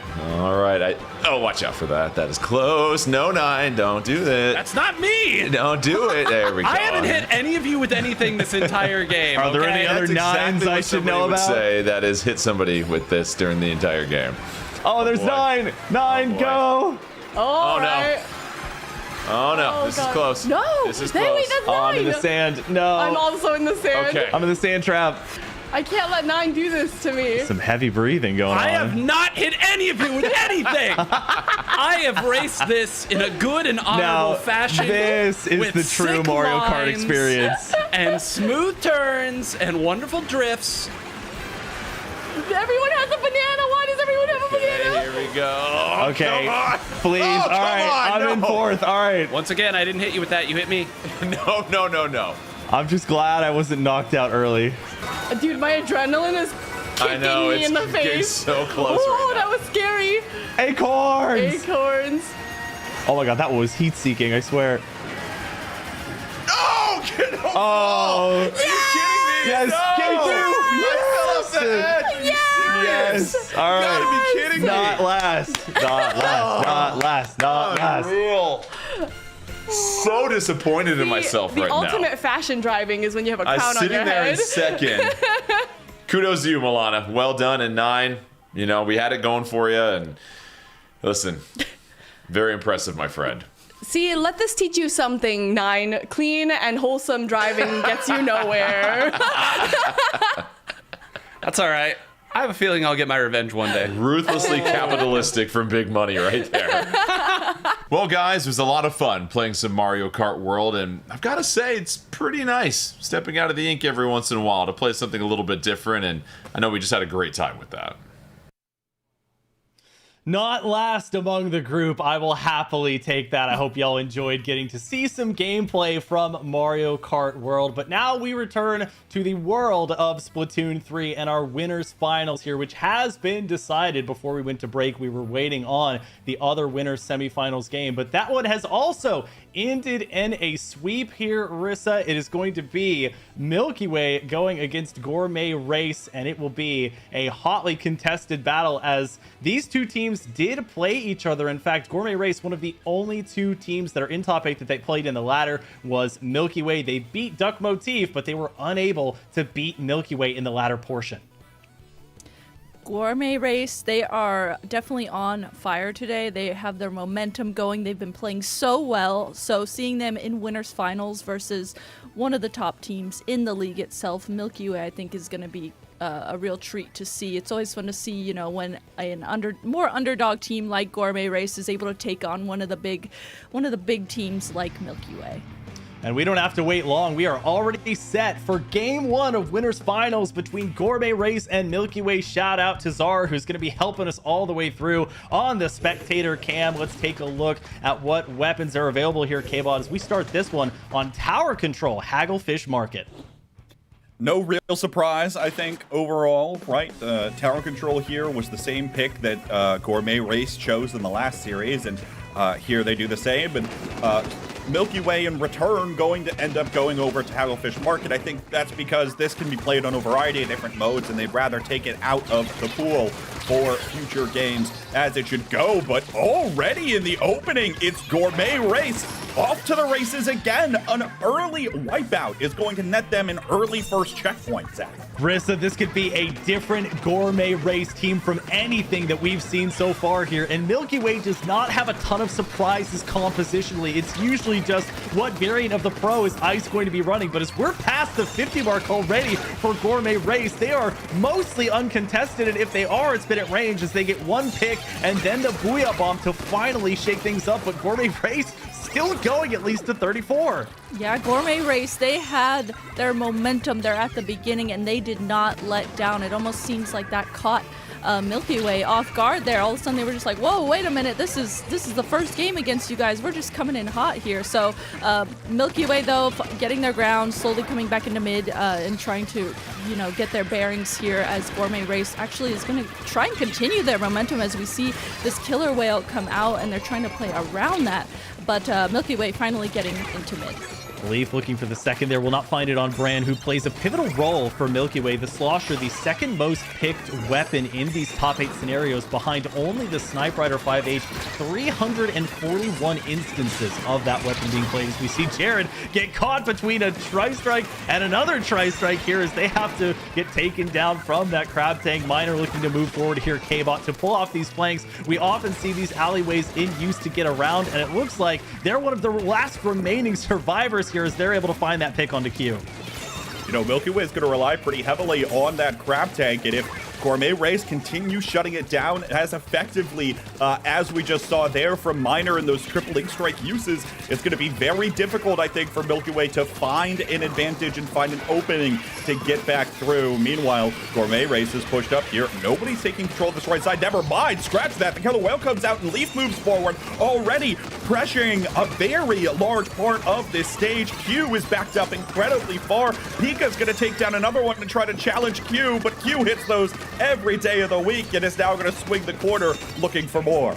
Q, calm, cool, and collected under pressure. She only ever switches off that Snipe Rider 5H if there's an opportunity to yeet an Ultra Stamp away, especially if it's with the help of a mini Splatling, as we see Ice take down a Leaf, who's been a bit of a thorn in Milky Way's side going forward here. Q and the rest of Milky Way pushing all the way up. They say we want to have a shot at taking this stage over for the first time, really, Rissa, as Jared gets the pot shot there with the alternate fire of that Crab Tank and a second onto Leaf.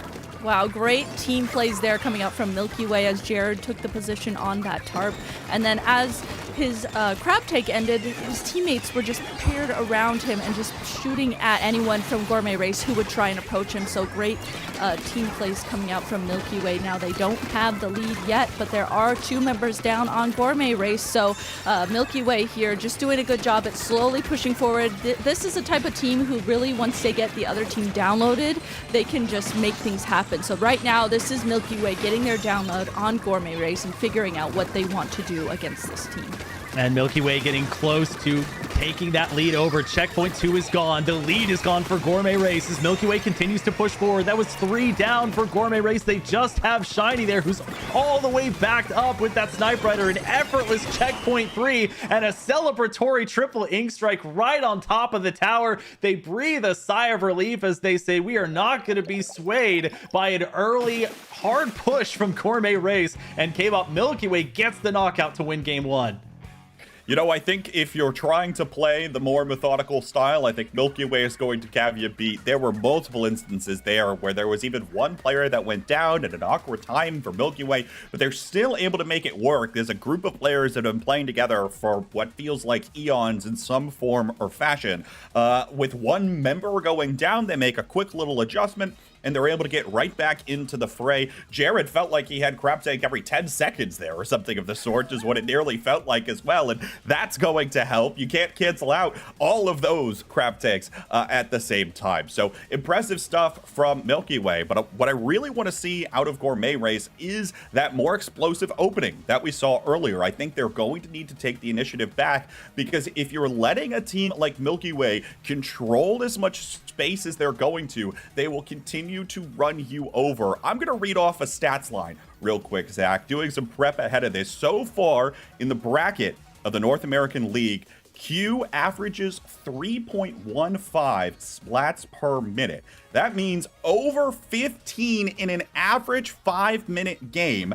And also has a splat participation rate on Milky Way of 31%. You expect that to be 25 for each member of the team. 31 is a significant margin. By the way, that splats per member, second only to Biscuit on FTWay.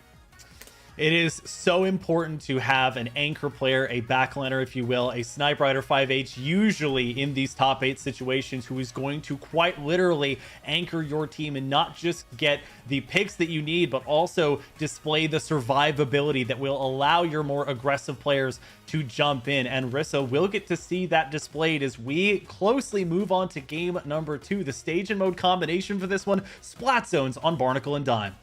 Ooh, Splat Zones on Barnacle and Dime, a classic Splat Zones map in this game. It's played so much in competitive. And weren't we talking about this a little bit in our prep, Zach? Yeah. It was one of the most played Splat Zones maps in the league.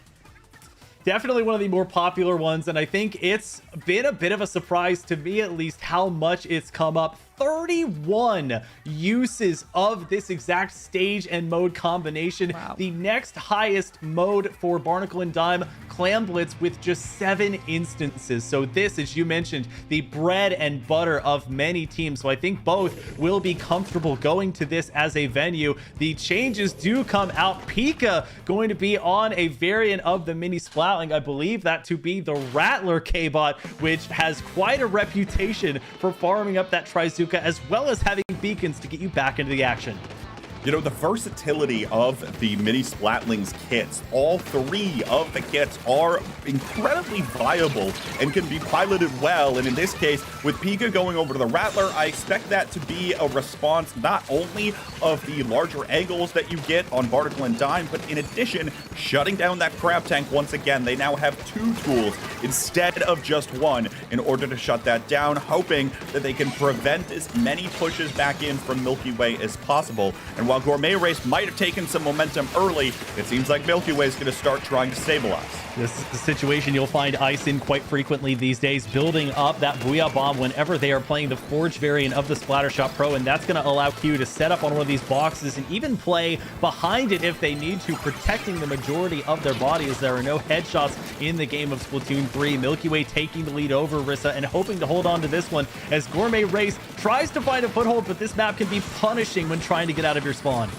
We're seeing Milky Way just watching all angles here. They're making sure no one from that top left can drop into the zone. They're making sure anyone trying to come in from their spawn can't come in as well. And with 30 points remaining for Milky Way, right now Gourmet Race really has to make something happen. It looks like they're doing exactly that, able to take down 2 members on Milky Way 3 now. So finally, Gourmet Race does have the zone, and they do have the start of some specials ready to play defense once Milky Way comes back in, or tries to come back into the zone.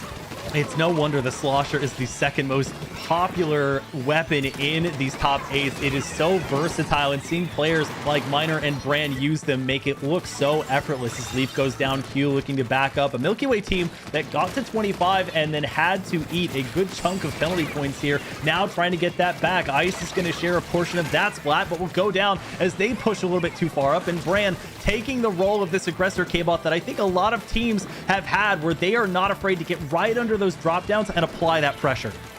And it's even easier when Jared's in the Crab Tank uncontested, sitting in that box at a very aggressive angle, preventing Gourmet Race's avenues, really, for getting back in to most of the stage. The penalty points now are basically gone. Pika's looking for something towards Q, but it's so difficult to try to reach all the way. Have to go for what feels like the half-court shot just to find an opportunity here. And Pika taken down, trying to approach the zone. It looks like Milky Way might have it, although Leaf starts to move up. Miner taken down by Milky Way on that far side. Now the attention goes over to Leaf, and Milky Way, again, calm, cool, and collected, picks up game 2.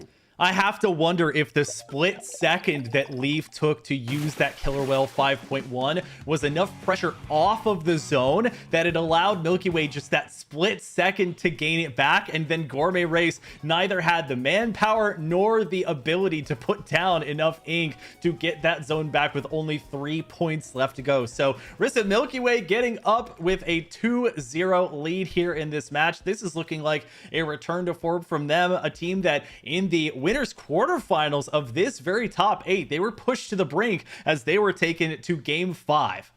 Wow, I mean, I talked about it too at the beginning of this set. Milky Way, they're one of those teams that once they figure out how to play against you, they just can absolutely just shut you down. They know exactly, if there's a certain player that they need to start targeting or watching, there's a certain player they maybe need to start ignoring, and just playing around different ways that other teams play. And it seems like here, Milky Way figured out how to play against Gourmet Race. That is one of the tougher parts about high-level Splatoon as well, is there are very few players that you can safely ignore. Even the players that are all the way backed up, like your Snipe Rider 5H players, they are going to find an angle that both protects themselves and also allows them to play at the maximum range possible to take you out. And there are very few places where you can hide. K-Bot, we have already got our stage and mode combination as Milky Way looks to solidify a very dominant winners finals performance. The avenue for that one would be Mako Mart as we look forward to Clam Blitz. Yeah, again, all right. We'll see how this one pans out. I imagine decent number of ladder angles, maybe Gourmet Race is thinking, if Pico would really rather stick with that Rattler mini Splatling. It was hard to see it pan off, of course, in that second game, but just going for, pretty, what's the word I'm looking for? Dreamy, I suppose, or like theoretically optimal plays, right? Of trying to find that almost a Hail Mary splat in the first one of the Zuka, right? Very difficult sometimes to find that, especially against a team like Milky Way, who's going to continue playing so tightly. Worth noting, of course, that Gourmet Race now has lost 4 games all tournament today. All 4 of them have been at the hands of Milky Way.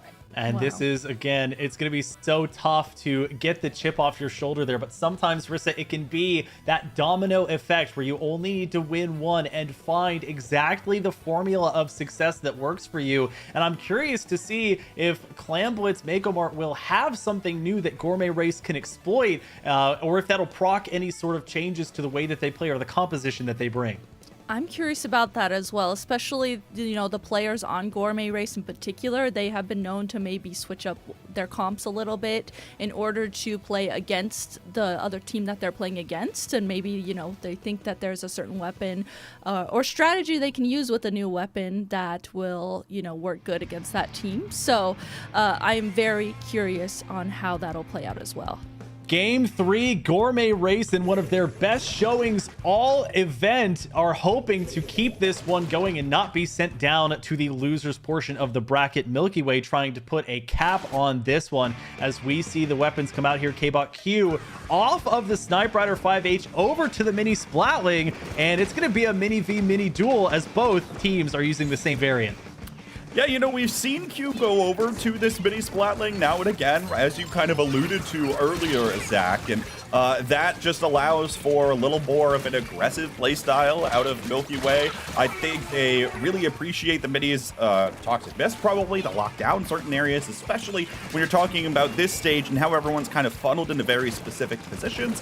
That mini Splatling can be quite a bit more dangerous than I think a lot of folks give it credit for. Well, in different roles, too. As you can see from Gourmet Race, they still have a Snipe Rider 5H. They are not sacrificing that by playing the mini Splatling, whereas Milky Way, I think, Ice sticking on that Splattershot Pro. The Forge, in this instance, is going to take out what would otherwise be a spot for the Snipe Rider 5H. Neither team having the opening until now as Milky Way throws in the Power Clam and looks for some back support. They have 10 in total, and Jared has the Power Clam. They're spotted. They're going to wait for the jump in from Ice. That's going to bait out the triple Ink Strike. They have the beacons as well, and they're going to wait to commit here. They are not going to try and force the issue, get that second Power Clam in Rissa. They are just going to take the small victories where they've got it, getting picked still, and 16 clams at their disposal as another one goes in.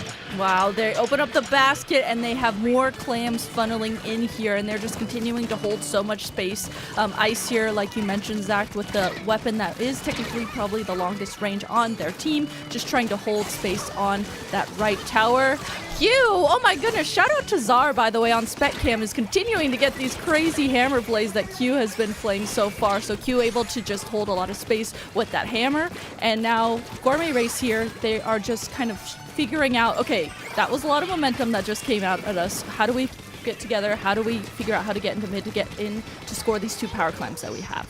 It is a given for Milky Way at this point that if they stay in the tournament long enough, which they almost certainly will, you're going to see an Ultra Stamp play come out from Q. Both teams, K-Bot here, trying to build up a bit of a firefight here. Both teams with at least one Power Clam. That's going to be one taken out as they were jumping out. Gourmet Race, though, 17 clams. They lose one of their carriers. It's going to be that much tougher to get in. Look at how Milky Way is just kind of bobbing and weaving around whatever Gourmet Race is throwing at them, and then comes in from an off angle, uses that element of surprise, and suddenly is able to surprise you. Again, here's another Ultra Stamp coming in from Q that you weren't expecting, and now you have to deal with yet again. Milky Way has controlled the entirety of the opening 3 minutes in this Clam Blitz game. Very rarely has Gourmet Race stepped foot into mid, and now finally maybe they're getting the chance to do that here, but we'll see whether or not it gets into a full push overall. Pika's going to find a stamp throw here, but now has to go up against Q. Will find the splat that time in a little deja vu moment. It is looking to help the team get in, but again, Shiny gets taken down once more. Only one power clam gonna find the basket. Can Pika come up with a second? No, because everyone else from Milky Way is looking dead at them. So dangerous, those jump-ins. They get spotted the entire way through. So 2 members with reinforcements getting taken down. So no avenue, unless they wanted to be entirely selfish, for Gourmet Race to get in with that second power clam here, Rissa. Milky Way with 21 at their disposal. They are threatening multiple power clams to go into that basket. Something else to point out for those watching as well, the more the more clams that Milky Way has, the more difficult it is for Gourmet Race to even get clams for themselves. You know, they need to make power clams. They need to make these power clams in order to score and open up the basket. And with Milky Way having so much of the clam economy consistently throughout this match, that's another one of those things that make it so much more difficult for Gourmet Race to even get their footing. And that is going to redirect, I think, the strategy and the pathing here for Gourmet Race, as they are not really deigning to push past that midway point, nor are they allowed to by Milky Way, as Jared, playing aggressively, has the roll, cannot get by Leave K-Bot. It's 2 down against Milky Way there. Gourmet Race not yet with the clams to move forward. They have lots to do and very little time to do it in.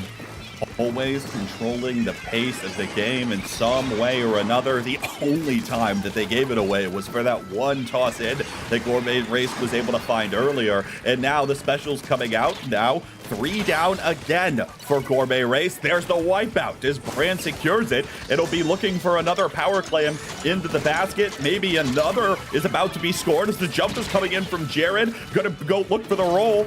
27 now is the timer. Jared still running away. The power clam comes up just shy, but even still, getting it down to 27 here is going to be a tall order for Gourmet Race in overtime.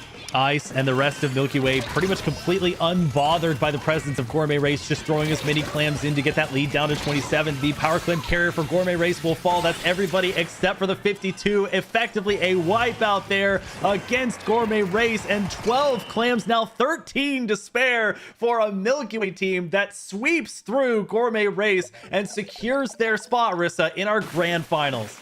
Milky Way, once they had the read on Gourmet Race, they were able to just lock it down completely. And something I like that K-Bot mentioned was, it seems like, you know, Milky Way, as soon as Gourmet Race starts using specials, Milky Way just kind of just avoids them. They sit back, they let them use their specials, and then they go in an off angle around those specials and make something happen off of that. So very interesting to see how they've adapted around Gourmet Race there. And K-Bot, I think we have to give Gourmet Race their flowers. This is definitely one of their better performances that they've had in any of these regular season weeks. But Milky Way is just such a hard team to crack, especially without another one of the, you could call them upper echelon, or teams that have performed very, very well this year. FT Win, Moonlight, formerly 5 being in that avenue that can consistently contend with them. We had Fofofo in the winners quarterfinals able to do that, but Gourmet Race not able to find the same modicum of success, and they would need to make it to grand finals to have their shot to get revenge. And it's just so challenging, right? For a team like Milky Way that, again, has been playing together for quite some time. They've known of each other. They come from a background of at least in pairs, right, on former teams. Pulling everything together here for them and being able to play a cohesive style is incredibly important. You know, the other thing that I noticed in that last one, and I think one of the things that maybe we should watch out for as we continue going on in this tournament, is the number of times that I looked up at the scoreboard and saw Gourmet Race's Snipe Rider down. Now, I don't think that's Shiny's fault. I think that's Milky Way intentionally going out of their way to shut down the longest range weapon on the opponent's side. And to do that, they shut down the area of impact that most of the rest of the team has, that extra bit of chip damage that makes it that much more easier for those splats to come through. And I think by doing that and protecting your own Snipe Rider, you set yourself up at an incredible advantage to control a decent chunk of the game and the way that everything will flow. So I think they were very precise in the way that they were engaging, even in those mid plays, in the way that either Bran or Jared was trying to target the members of Gourmet Race. They weren't looking after anyone in particular. They were going after the opposing sniper. As a fellow shiny myself, I would never want to dunk on another shiny without due cause. But we talked about Q there and the Ultra Stamp plays that she brought out. Let's take a look at a replay of some of what she was able to do in this game number 3. And you'll notice she almost always never holds on to the Ultra Stamp. Will just immediately throw it and instantly get value. So you're not using a lot of time, Rissa. You're just getting a special that is almost a guaranteed pick for your team. You're able to just use that. It's almost like an Ink Zuka, right? You're able to just, all of a sudden use it and then just shoot it directly at what you're aiming at, just like you would an Ink Zuka. So she's able to just consistently do that. And I'm always amazed that when they're able to use that Ultra Stamp and, kind of maneuver if maybe they need to maneuver in a position where they need to quickly get in a position to reposition themselves to throw it better. I mean, just the ability to have that skill is amazing to me because I could not do that.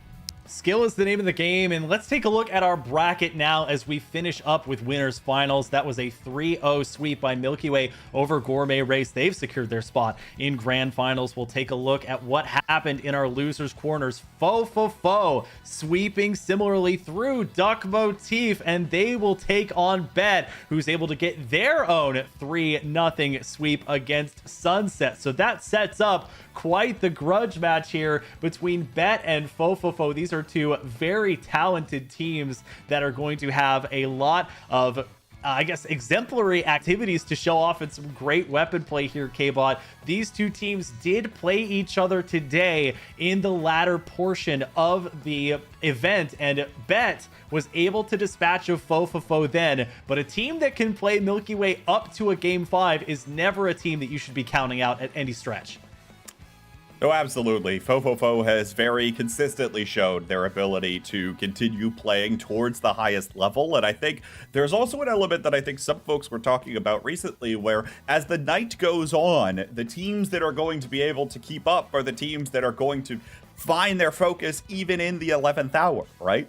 And that's something I think that Fo can do quite well in the way that they decide to play the game, their creative plays that they decide to go for, and something that's going to be very challenging to go up against for Bet. But the other comment, Zach, that I want to make on the way that the bracket has played out tonight is we have now locked in our top 8 teams that have qualified for the Splatoon 3 North American League playoffs. It will be Healthy Diet Food Groups in, and Sunset is out. And I think well-deserved for Healthy Diet Food Groups. I think a very strong showing today, and Sunset unfortunately not able to make it happen. I think there are a few teams that we could easily talk about that have very comparably top 8 talent or very close to it. Teams like Halcyon and now Sunset, and the other stories of what could have been with some of the teams that were looking so strong in the earlier portions here. But with our loser semifinals on the way, Rissa, we look toward the roster of Bet with Mecha, Zero, Simo, Lucina, and Dante. It's mainly been Lucina as the sub versus Fo. We talked earlier about Red Shell on the Octobrush, the other premier Octobrush user that is in this event. Dat Kid or Dat Menace for Fo helps to headline that team along with Dark, 3Z, and Kai. This is going to be a grudge match for sure. Oh, absolutely. Both of these teams, they've played against each other throughout Splatoon 2 and Splatoon 3, whether it's, in a team setting or just, in a pickup type setting. They're familiar with each other. They're familiar with how they play around each other. And I mean, it's just one of those things where it's always great as a commentator watching players that I know and have watched play for so many, months and years, and just seeing how they've adapted throughout these tournaments. So getting to see a lot of these players here against each other will be a treat. Yeah, Bet, I think especially fits that bill. Players like Mecha, Simo, Zero, years and years and years of the highest level of Western Splatoon gameplay consistently across a variety of teams and pickups. And we talked about in the Splatoon 3 North American League show, Fo being, I think, the biggest surprise to myself, Nine, Milana, etc. as a team that came through K-Bot and just dominated, where nobody had really seen this team or this specific roster before, but their results prove that they are no team to scoff at.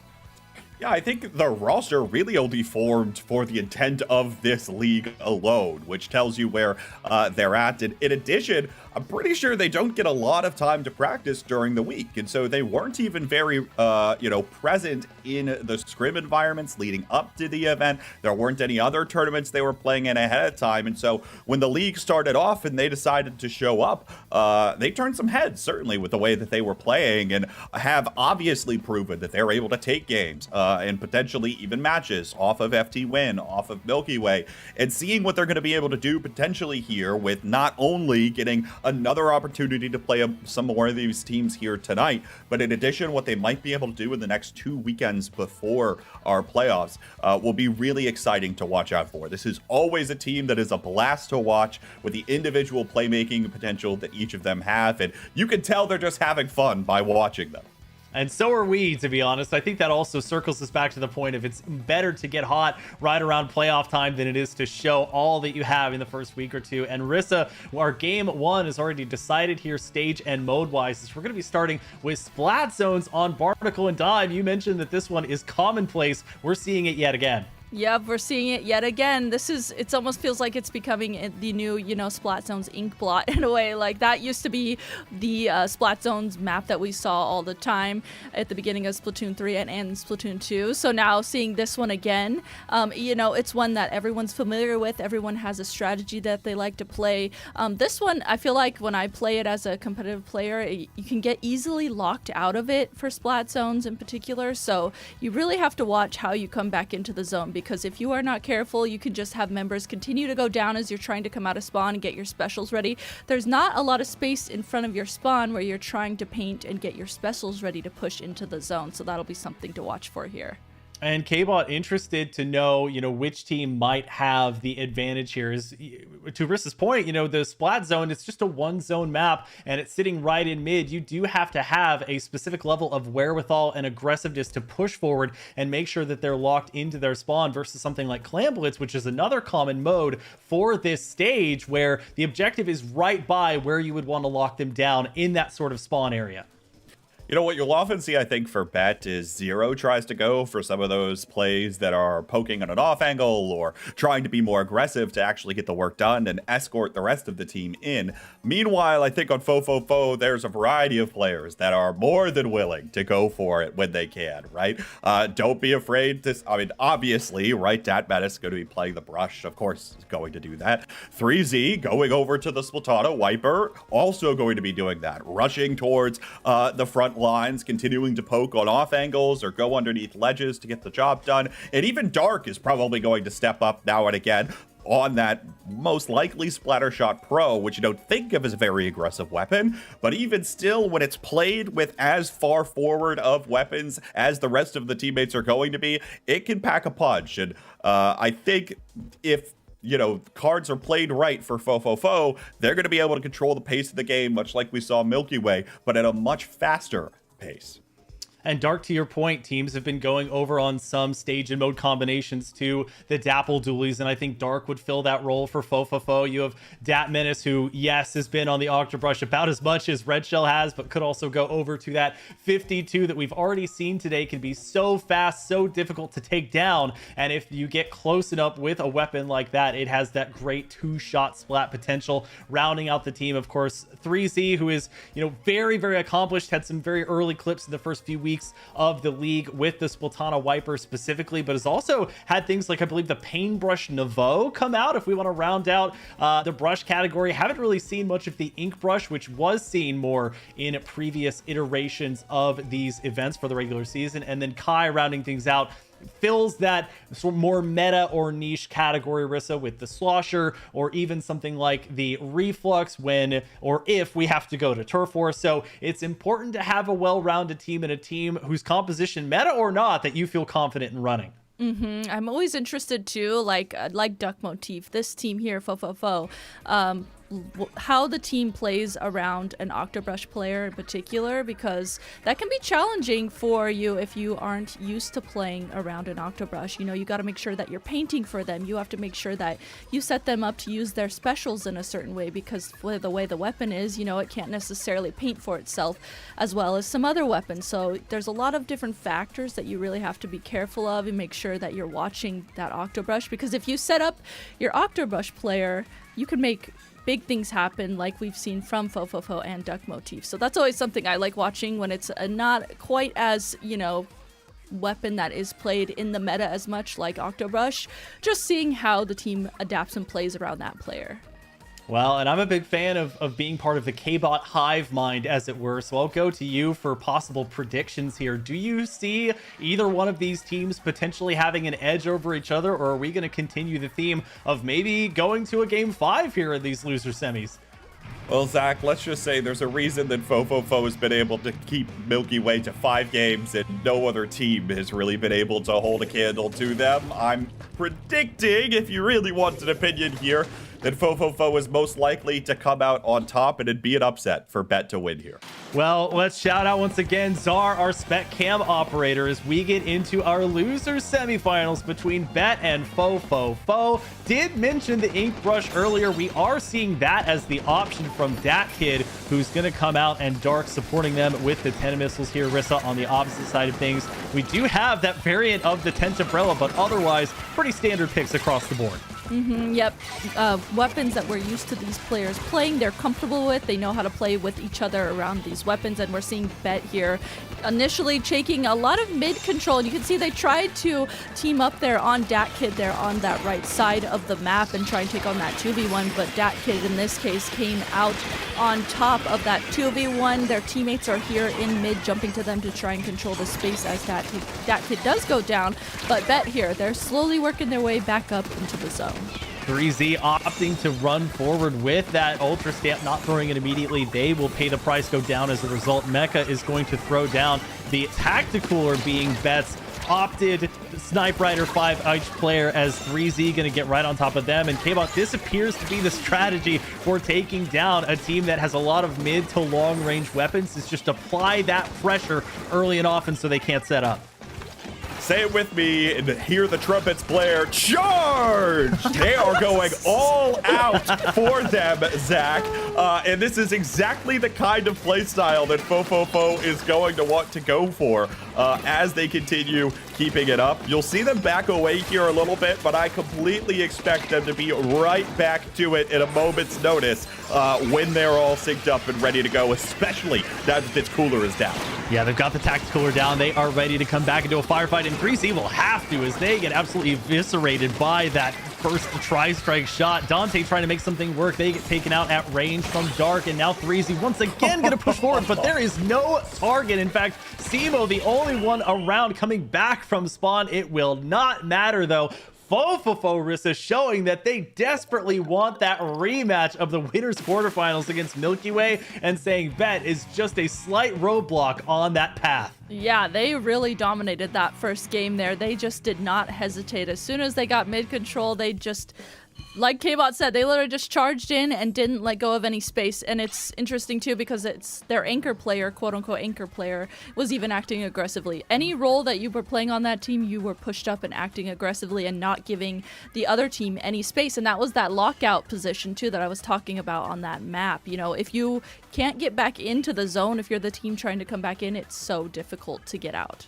And to your point, just because a weapon has a specific range, long or short, or a kit that might appear to be less so offensive or more so offensive, that does not mean there are not opportunities to play it in a way that people will not expect. Take, for example, Jared for Milky Way on the Crab Tank would often flank around and try to get off angles to see if they could catch folks unawares, or at least direct their attention, K-Bot, away from either the middle of the stage or where the objective is going to be played. And as Bet tries to come back after reeling from a tough game one loss, they're going to have to look for new ways to find success against this team. And again, that's going to be challenging, right? Having to just swat away the flies constantly of both Dat Menace and 3Z continuing to run at you. And then, if you're successful in doing that, most likely, Dark has taken a step back, is using the range of that Splattershot Pro to prevent you from coming over the ledge that you want to, right? Looking right at that mark, and Harshy's right there looking at you as well. It's really challenging to try to find a cohesive way to get in, and often the real thing that Bet was trying to do probably was around that tent umbrella, Simo getting there, having that Zuka, but Simo was forced to pop that so early into a fight before they reached the objective. We'll see whether or not they're able to find more success here. Crab Leg Capital is a stage that historically Bet has really enjoyed for those greats. We'll see whether or not they can play off of them here. Crab Leg Capital appearing to be one of the most versatile stages that we have in the pool. It's seen play for just about every mode that we have available on a consistent basis here, Rissa. Compositionally, not seeing many changes. We do see the Sorella Umbrella gone. The original Tent Umbrella is going to be there. They will get taken out early, though, however, as Dante helps to get that kid out. Dante here was stuck in this little area of the map, that little corner of the map, and what did get called out as well. So now as that fight for mid is happening, we're kind of just seeing who is going to be the team that gets that mid control first, and it's pretty back and forth here. A Bet here does have the members advantage though, so let's see if they can play off of that. They do. They take the Rainmaker. Are they able to get more points with that? They have two options for the first checkpoint. You can see the lower one on your left-hand side, but they opted to try for the one next to the grates. It's a lot of folks going down. A 3-down versus 2-down scenario. Fofofo is going to come out on the up and up for this one. Dat Kid goes very far in. Dante gets the pick and then jumps back out. Not too much K-Bot happening there as both teams feeling each other out and trying to make the best use of this grading early on as two picks come out for Simo, the second aided by the Rainmaker shield. Huge stuff here, but can Bet turn it into enough of a snowball early? It looks like the answer is maybe not quite, as Dark has snuck up here, and all of a sudden it's an easy checkpoint for Fofofo as they're just able to close this. Now they're in a really strong position to continue a push, assuming they're able to take care of this Tent Umbrella, which they're starting to back up. Now you see the jump come in, Freezy taken out again, Dark trying to play some fancy footwork again over top of the grates, but taken down. Simo gonna be taken down here as well, but the Rainmaker will in fact reset as we're 2 minutes in.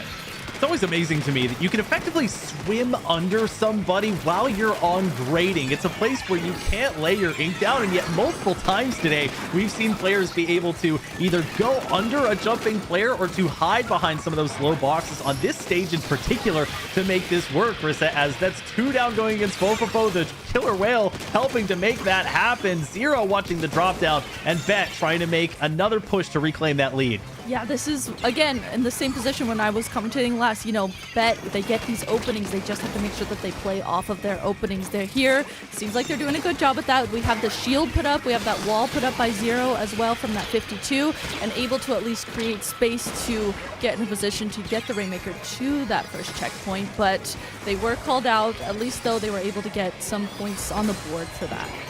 Once again, I'll bring up the phrase tie goes to the runner, or in this case, tie goes to the team that's able to get to that number first. So Fofofo retaining the lead at 61, and now Dat Kid using the excellent running maneuverability of the Ink Rush, even stays alive there. Dark unabashedly walking into the face of Simo, who has this ink back out that'll help them get up to 40 and extend that lead. Harshy allowing the jump-ins to come through. 3Z trying to figure out when the best time to pick up this Rainmaker is. They do run out of ink, though, so they will have to back up. Harshy goes down. It's not going to matter. It's going to matter a little bit for Dark, who drops down in a pivotal moment. A wipeout forced by Bet against Fofofo. K-Bon, disaster despite the lead increase. It looked like it was going to be fantastic with 3Z in great position and already starting to pick up a couple members of Bet on the defense. But even still, you know, the fact that they're able to get it down to 29 means that Bet is going to have to take it over grates. They're not going to have that little cheat code of falling off the grates to push it down quite that far, but they're not going to be able to push it all when they're wiped off of the stage. You want to talk about consistency. I think it has gone Fofofo's way so far. Dark trying to levy a path here and displace some members of Bet with the Tenta missiles as Dark able to make the jump this time, but gets splatted almost instantly. 3Z looking for an opponent, but has to hide behind these boxes as nobody is peeking close enough to them. But this is Fofofo applying that pressure, taking some of the aggro off of the Rainmaker carrier. Despite that, one member Simo gonna walk yet again. It's deja vu as the Inkback walks right into the face of the Rainmaker carrier. This time the wipeout forced against Fofofo Rissa as Bet with just 30 seconds to reclaim this lead. Yeah, Bet here in this position again where they get the Rainmaker. They need to get an opening to take that Rainmaker to get more points if they want to win this against Fofofo. So as we head into the remaining 15 seconds of this, you can see members of Bet here are looking around the map. They let the Rainmaker reset to allow them time to look around the map to figure out what they want to do, how they want to set up this push. And taking down 2 members of Fofofo, this is that chance where they have an opening to get the lead. That was effectively 3 down as we get into overtime here. It's just going to be Harshy surviving, but they're in a pretty good position. But this is Bet's bread and butter, is giving them some protection. The canopy and the killer whale, they don't have them in time. The canopy shredded, the killer whale nowhere to be found, or rather the wall, the splash ball not helping them out as Fofofo keeps going with that momentum and takes K-Bot game 2. Textbook engagement there at the very end as 3Z and DatKid both dive the final 2, go for that 2v2 play where they know all they need to do is approach them from either side and pincer them in the middle. Fantastic play from them there. The other thing here overall I want to mention, I kind of forgot to mention this, but we're actually going up against, or there's a decent number of stats leaders in this one. In splats and assists per minute, we have the 6th, 10th, 11th, and 12th all playing in this match. 2 for Bet, it is Mecha in 6th, and 0 in 12th. And DatKid and Harshy round out 10 and 11. You might not know that the rest of their opponents have been so close with the way this series has been played so far, but again, I think it's a testament to just how well Fofofo is controlling the pace of the game. They are going all out aggression all of the time as they're known for, and it is very challenging to get even the small snowball rolling into a large one when you are a Tentabrella on the other side.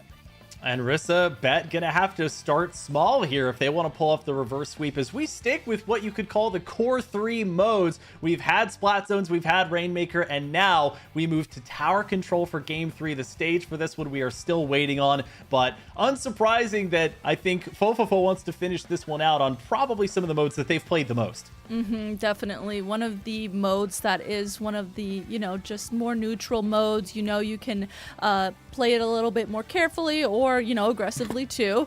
I mean in terms of it being like Rainmaker or Clamflits, those ones are, maybe not as much. But anyways, yeah, so Tower Control, safe bet. Everyone knows how to play it, and you definitely know the path that tower is going to be going, so you know exactly where you need to go, how you need to set up, and how to play around that tower.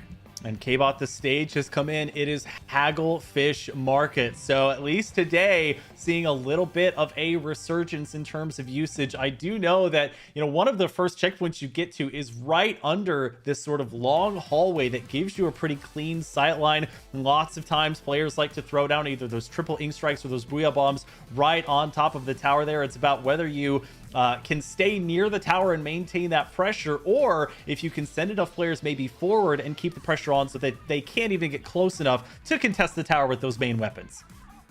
I think the hope here is if you're Bet, you feel pretty comfortable in the way that you're able to approach the stage on Hagglefish, right? You're able to find multiple avenues where Simo can be very well set up to approach on the Tentabrella.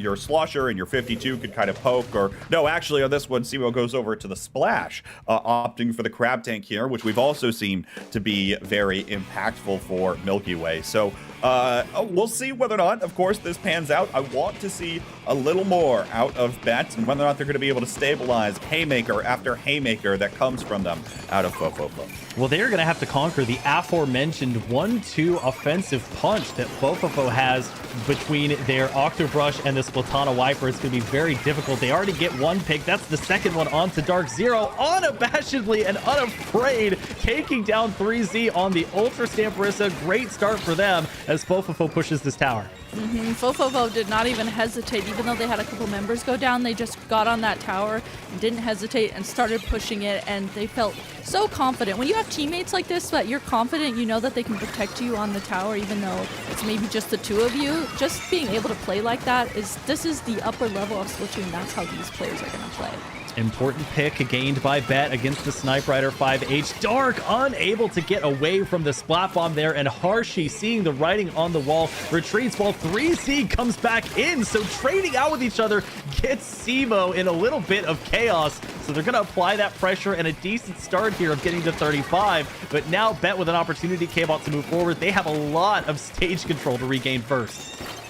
Yeah, and with one going down, it's going to be even more challenging to find that stage control right back. And here comes another punch. Datkid in the Zipcast going up your left channel. The cooler comes out, and all of a sudden, Fofofo is right back on the tower. Like any advantage you had a moment ago is completely gone and lost. 3Z steps up. There's another trade. Zero's able to find one, and so it's 2 versus 2 right now on the stage. And looks like Zero's able to successfully dissuade Harshy backing away, but 3Z again jumps right back into the action. Right back to it for Fofofo, continuing to keep up this chaos and constant pressure. The consistency of 3Z to be able to make that work, as we see Datkid pull off a nice move with the Zipcaster. It will not amount to much as they go down, however, but 3Z in just about every scenario, calm, cool, and collected. It may not work out every time, but boy, are they applying that pressure. 3 down against Bet, 2 down against Fofofo. Fofofo, of course, will take those members forward. Datkid falls, though, and Harshy will have to back up. They are now going to have Rissa, the Tacticooler, available, and they are doing exactly what they need to feel, I feel like. They're just maintaining this pressure as the push to 35 may not be a winning one, but it's pretty darn close. They are just holding that pressure, and the more that they hold the pressure here on this side of the map, the more difficult it is for Bet to get to the tower and push the tower themselves. They're just constantly on defense trying to stop the tower. They can't even think about pushing the tower themselves. And Zero here trying to get away from the tendon missiles that are accosting them as they play in these side alleyways. Just over 2 minutes left to go. The first pick going to go against Fofofo this time as the Octobrush will fall. Simo, that gives them enough time to build up the crab tank here. K-Bot trying to find 3Z. They will with that alternate fire. Sees Harshy over on that uninkable pathway, but now Bet getting their first real push of the day and looking pretty strong while doing it, expending these specials one after the other. They have to start taking more territory, though, with it, and Zero's going to try approaching this right side. The triple ink strike comes out there as well, but here's 3Z looking to approach the back line. 2 members have to turn around. The missiles are coming out, leaving Simo on that crab tank just deserted and alone, and the push is going to fall apart right before they hit that critical checkpoint. And we mentioned the shorter range of the 2 weapons that make Fofofo so deadly. How about the 2 longer range weapons, the Frozen and the Snipe Rider, really playing their part and from range, not getting into the action as their counterpart 3Z on the closer end gets 2, looks for the third, but maybe overheating a little bit as they get taken out. Nevertheless, putting that pressure on Rissa as Datkid moves forward, gets one with the Zipcaster, and this is exactly what you need to dissuade Bet from any sort of early push.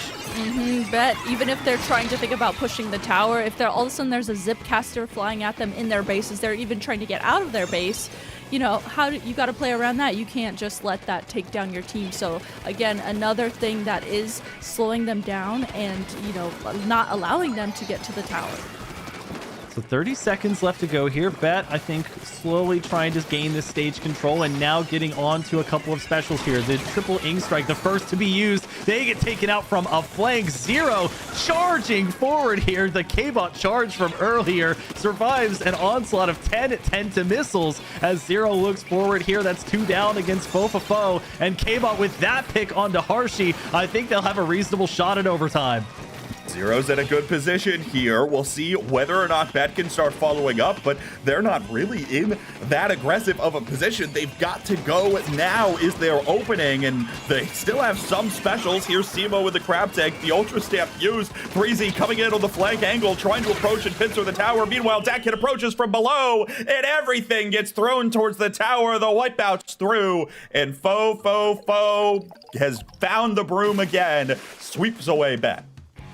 Every match in our losers stage today has ended in a sweep except for one. Carmel taking the one game off of Sunset in one of the losers top 8 matches. Everything else, including this loser semifinals, Rissa, pretty definitive. And as we stated before this one got started, it's pretty clear Fofofo is yearning for that revenge match against Milky Way. And the way they played there, I mean, they were playing just absolutely on fire. They just weren't hesitating. They knew how to play around each other. And we talked about a little bit about it, about this beforehand, but it's so interesting that they are more so a pickup for this league in particular, and they probably didn't necessarily practice as much since they are a pickup for this. So just them being able to have the individual player skill to play with each other like that and just all of a sudden just play so dominantly is really impressive.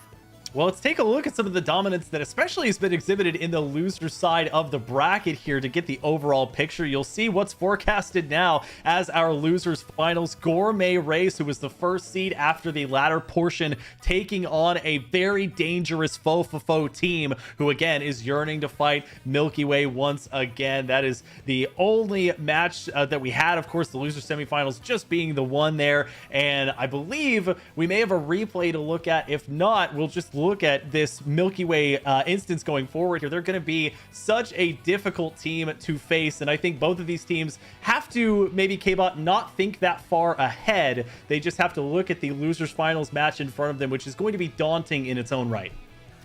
It absolutely will, and honestly, it appears as though our stats keepers and record books here for the duration of our season so far, Gourmet Race might have the advantage over Fofofo 2-1 in matches in the bracket. So Gourmet Race might have a recipe for success here against Fofofo, but with how Fofofo's playing right now, like Rissa just said, all the wind is in their sails, and it'll be real difficult to take it out.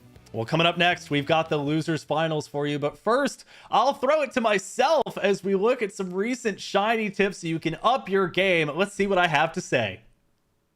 What's up, guys? Shiny Zach here, back with another edition of Shiny Tips following regular season week 7. I cannot believe we're almost done with the regular season, but we had some great matches, including lots of game 5s, and grand finals was no exception between FT Win and a Milky Way team that was trying to force a bracket reset. We go to Clamblitz on Museum d'Alfonsino for this one, and around halfway through the match, nothing had happened yet, but with almost 30 clams at their disposal, Milky Way was looking to be in a great position to. You can see Brand, Q, and Ice have almost formed an Orion's belt worth of power clams as Jared leads the charge on the crab tank here, pushing the members of FT Win back. Now, as Brand and the other members start to engage, you can see they will start to take some fights and then fall back or jump back to their team, as Jared, who is not holding a power clam, will have to be the one to engage. There's not really great specials to get them in, so Jared is going to have to roll off this box here and take the high ground, forcing Hexen back with a couple of quick shots, and then they'll use this way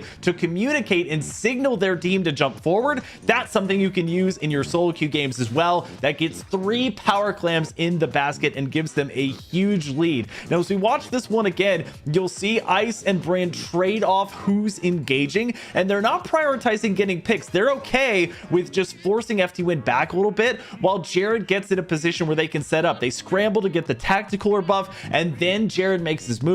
Biscuit is going to have a line of sight on them, but all they need to do is get the power clam into the basket. So Jared signals this way, the 3 jump-ins happen all at once, and even with Biscuit getting the pick there onto Q and then Brand, they get a massive lead that will eventually result in them getting this game and forcing that bracket reset.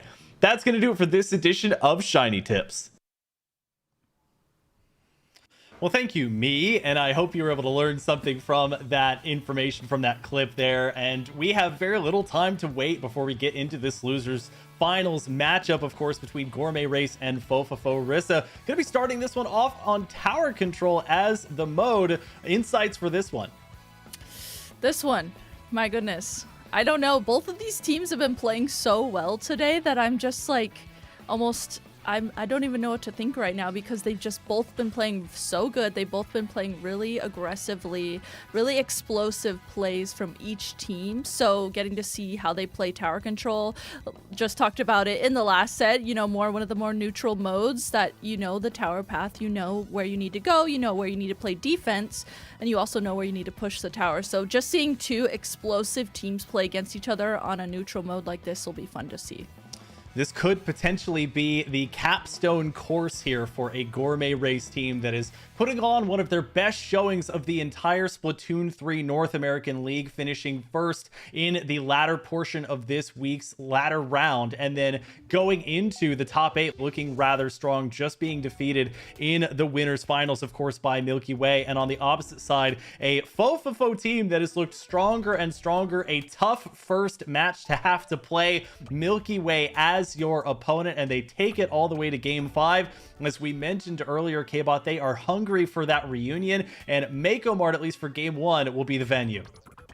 Well, it should be said that I think I kind of alluded to it earlier when we were talking about it, but it's no real surprise that Fofofo is now in losers finals here, right? The run that they've had is not necessarily anything other than probably expected, and I think the players would probably agree here. But if you're Gourmet Race, I think going up against these other two teams that are just about a little out of reach, or so it might feel at times, you have to remember there's hardly anything to lose here. We're playing for seeding points in playoffs right now. Not much is on the line. You've got nothing to lose. Go and play like it. Well, let's give Czar his flowers once again as we get into game 1 of losers finals between Gourmet Race and Fofofo. Milky Way awaiting the winner in our upcoming grand finals. And taking a look, Rissa, at the compositions, the Mini has been a highlight on certain stage and mode combinations. We see the Zinc Mini come out here, and on the opposite side of things, it's the Pro Frozen as the allotted Splattershot Pro of choice. Both teams here poking at each other in mid. We see Pika immediately get on the tower here and use that bubbler. Great usage of that bubbler because it is gonna block shots coming at them from the other team. But with that kid flanking around and putting a stop to that, the remaining members of Gourmet Race were able to recognize that flank, took that down, and now essentially a complete wipe has come out from Fofofo. So Gourmet Race continuing to push the tower very carefully, but still pushing the tower. Yeah, K-Bot, I'm getting a little bit of deja vu because in winners finals, Gourmet Race started exactly this hot out of the gate. They lost traction pretty immediately, but with another 2 down against Fofofo, maybe they have a shot of retaining it for longer here. As long as they can keep withstanding the punches and throw up enough blocks to keep them in the game, they should be sitting pretty for the most part here. They've continually had presence around the tower. The big bubbler has been a no small part of that, and even though you've got Dat Kid and 3Z sitting right underneath that tower, the still consistency of what Gourmet Race has been able to do has prevented the two of them from teaming up in a big way so far, and they're continuing to win. So these small little firefights, even trades here at the moment, actually play more in the favor of Gourmet Race than Fofofo. And so with 2 down on either side, Gourmet Race is likely to maintain some control here in mid. And what a funky sequence that was. We saw Dat Kid traversing a lot of the stage to end up being splatted there on the Zipcaster, and then an Ultra Stamp landing on somebody's head as 3Z trying to build up another one of that very special Dark, hanging on to the Tenta missiles, and is going to use them here to see who's setting up Rissa on the sniper perch. Pika, forced all the way back, does not have this big bubbler as Fofofo desperately trying to take over the early lead that Gourmet Race built up. They're continuing to stagger this tower here under this drop and hold it here as much as they possibly can. You can see, though, the remaining 3 members up from Fofofo did have to back up into mid because Gourmet Race slowly was coming back in and able to take them down. But, I mean, look at this. As that happened, Fofofo completely turned that around, completely wipes out Gourmet Race, and they are in it. This is that explosive gameplay we were talking about where they are pushing to get the lead, and probably more than that as well. K-Bot, I got to give it right to you. You were nodding your head in approval. Fofofo's gained the lead here. What did you see on that play?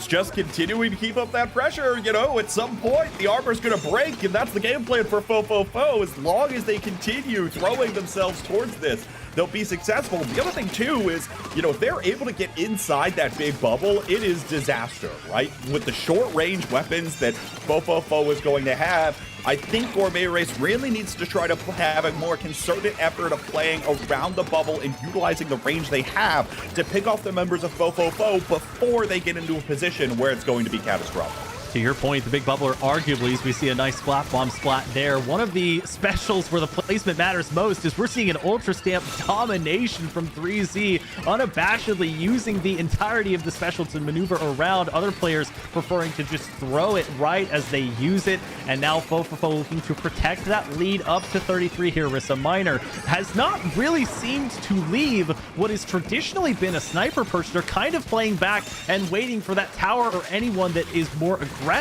to get in the way of Gourmet Race. That Slosher plays so well off of the ledges like that in that position that Minor has been in.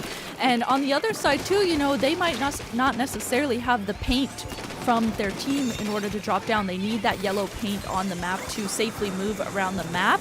Otherwise, you know, that Slosher doesn't necessarily paint that well for themselves. So that's another thing too, you know, just got to be careful of little things like that.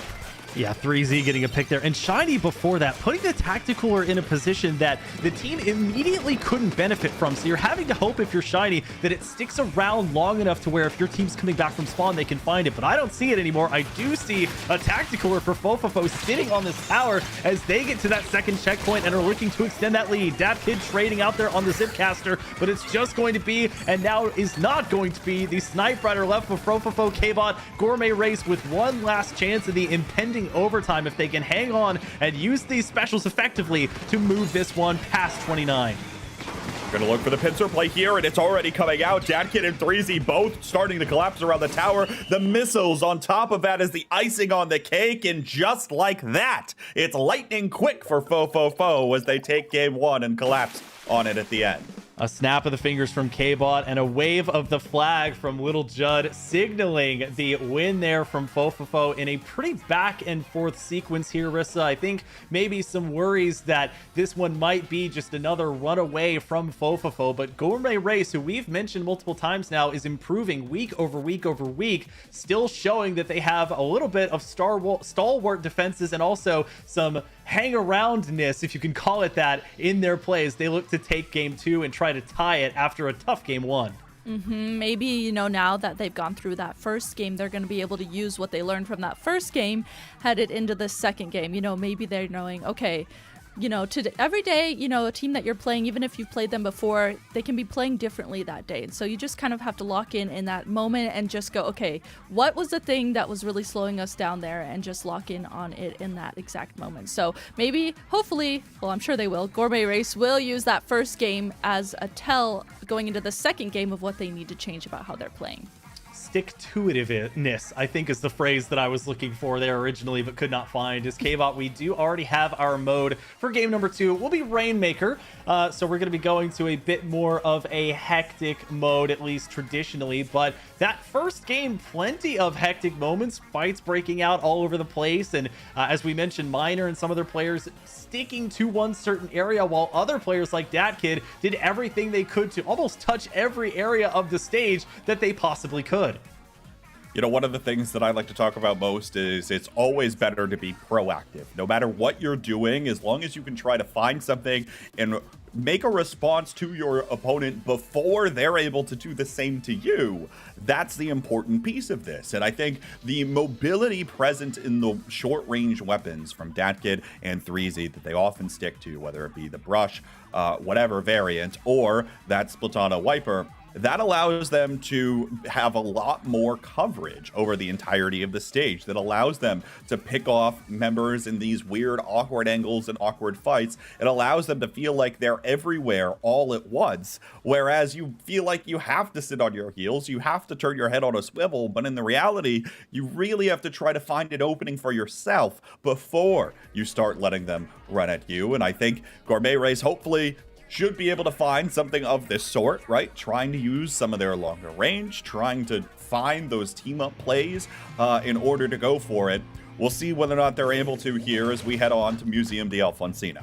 Museum d'Alfonsino between Rainmaker and Clam Blitz tied in terms of how much they're seen in top 8, 22 apiece. So clear favorites in terms of modes, Rissa, that are being brought out. Pika going over to the Dapple Dualies. This has been a pretty consistent pick on certain stage and mode combinations, both to still have that tactical or weapon available and also to give you some beacons like Pika might be trying to put up in one of those corners to let your team jump in a little bit easier. You can see Pika here. Pika, I think they knew that they were called out there, and Dackhead was like, okay, we're going to put a stop to that. They're able to turn around, get that pick onto Pika. Now 2 members down on Gourmet Race. Here is that explosive plays again from Fofofo. They are starting out super aggressively, immediately grab the Rainmaker, dunk it through that first checkpoint.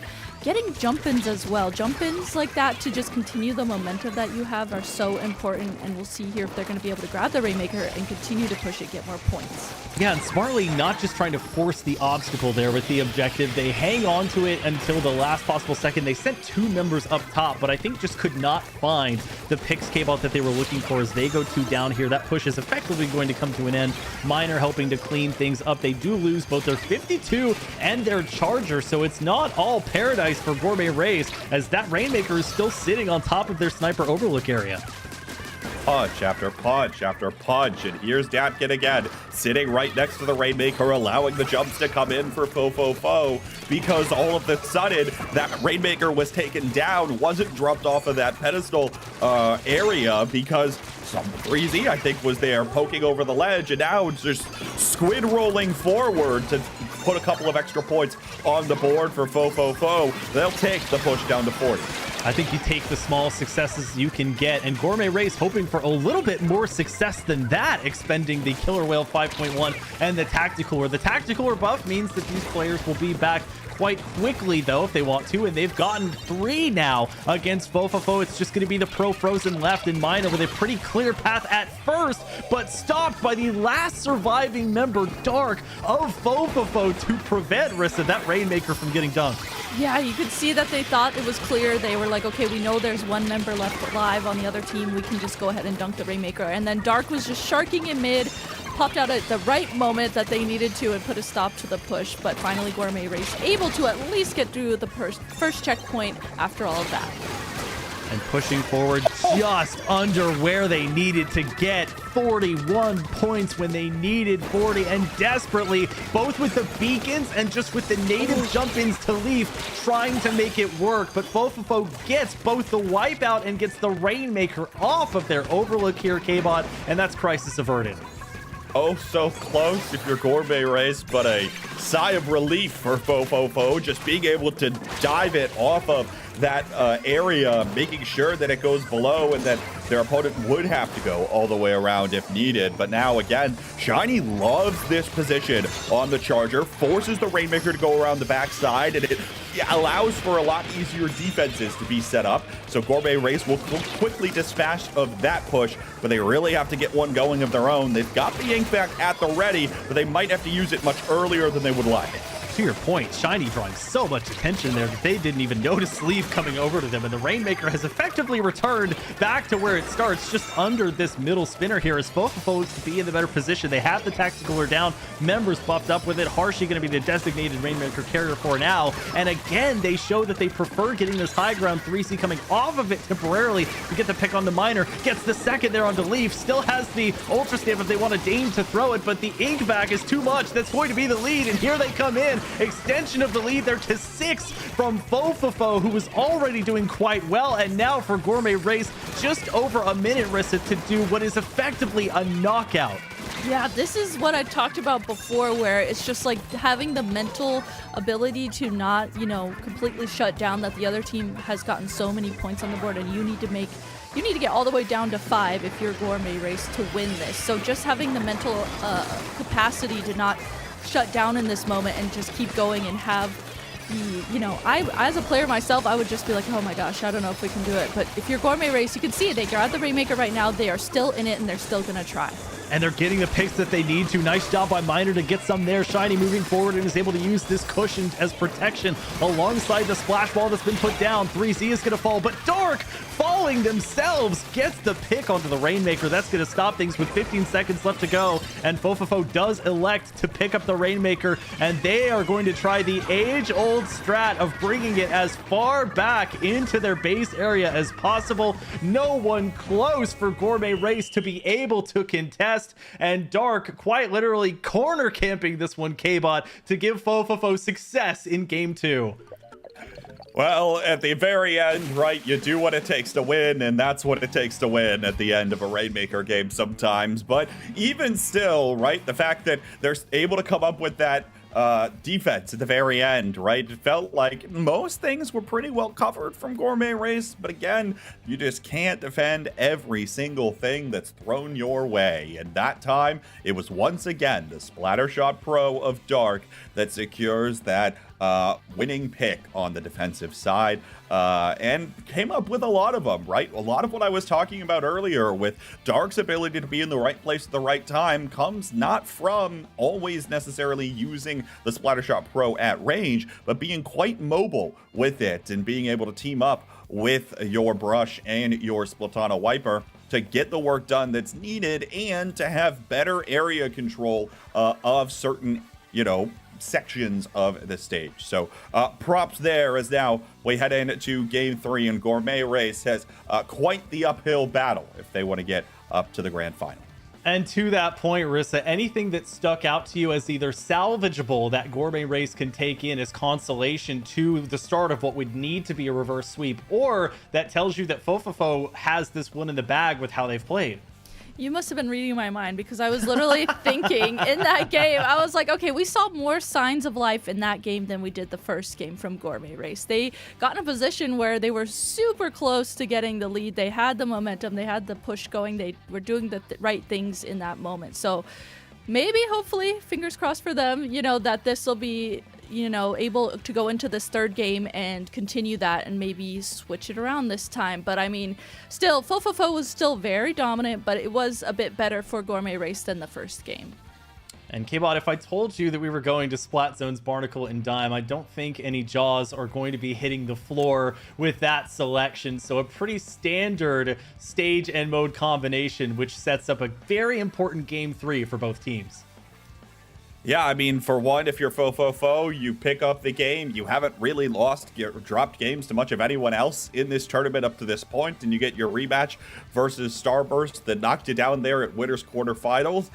Meanwhile, obviously, this could be the start of that turning point for Gourmet Race, but they're looking shaky right now, and at the end of the day, it matters who's going to be able to close out the game's victory. Not all of the small wins you get along the way, but the largest win you get in the team that's able to push it the farthest. Milky Way sitting in wait for the victor of these losers finals all the way up in Grands, Rissa, as we get started. Pika going to be on the Zinc Mini, so they're going to have that big bubbler available. On the opposite side of things, once again, Datkid with the Ink Brush, who gets an opening pick there onto the 52, but as is the way of the Ink Brush, they're traded out shortly after.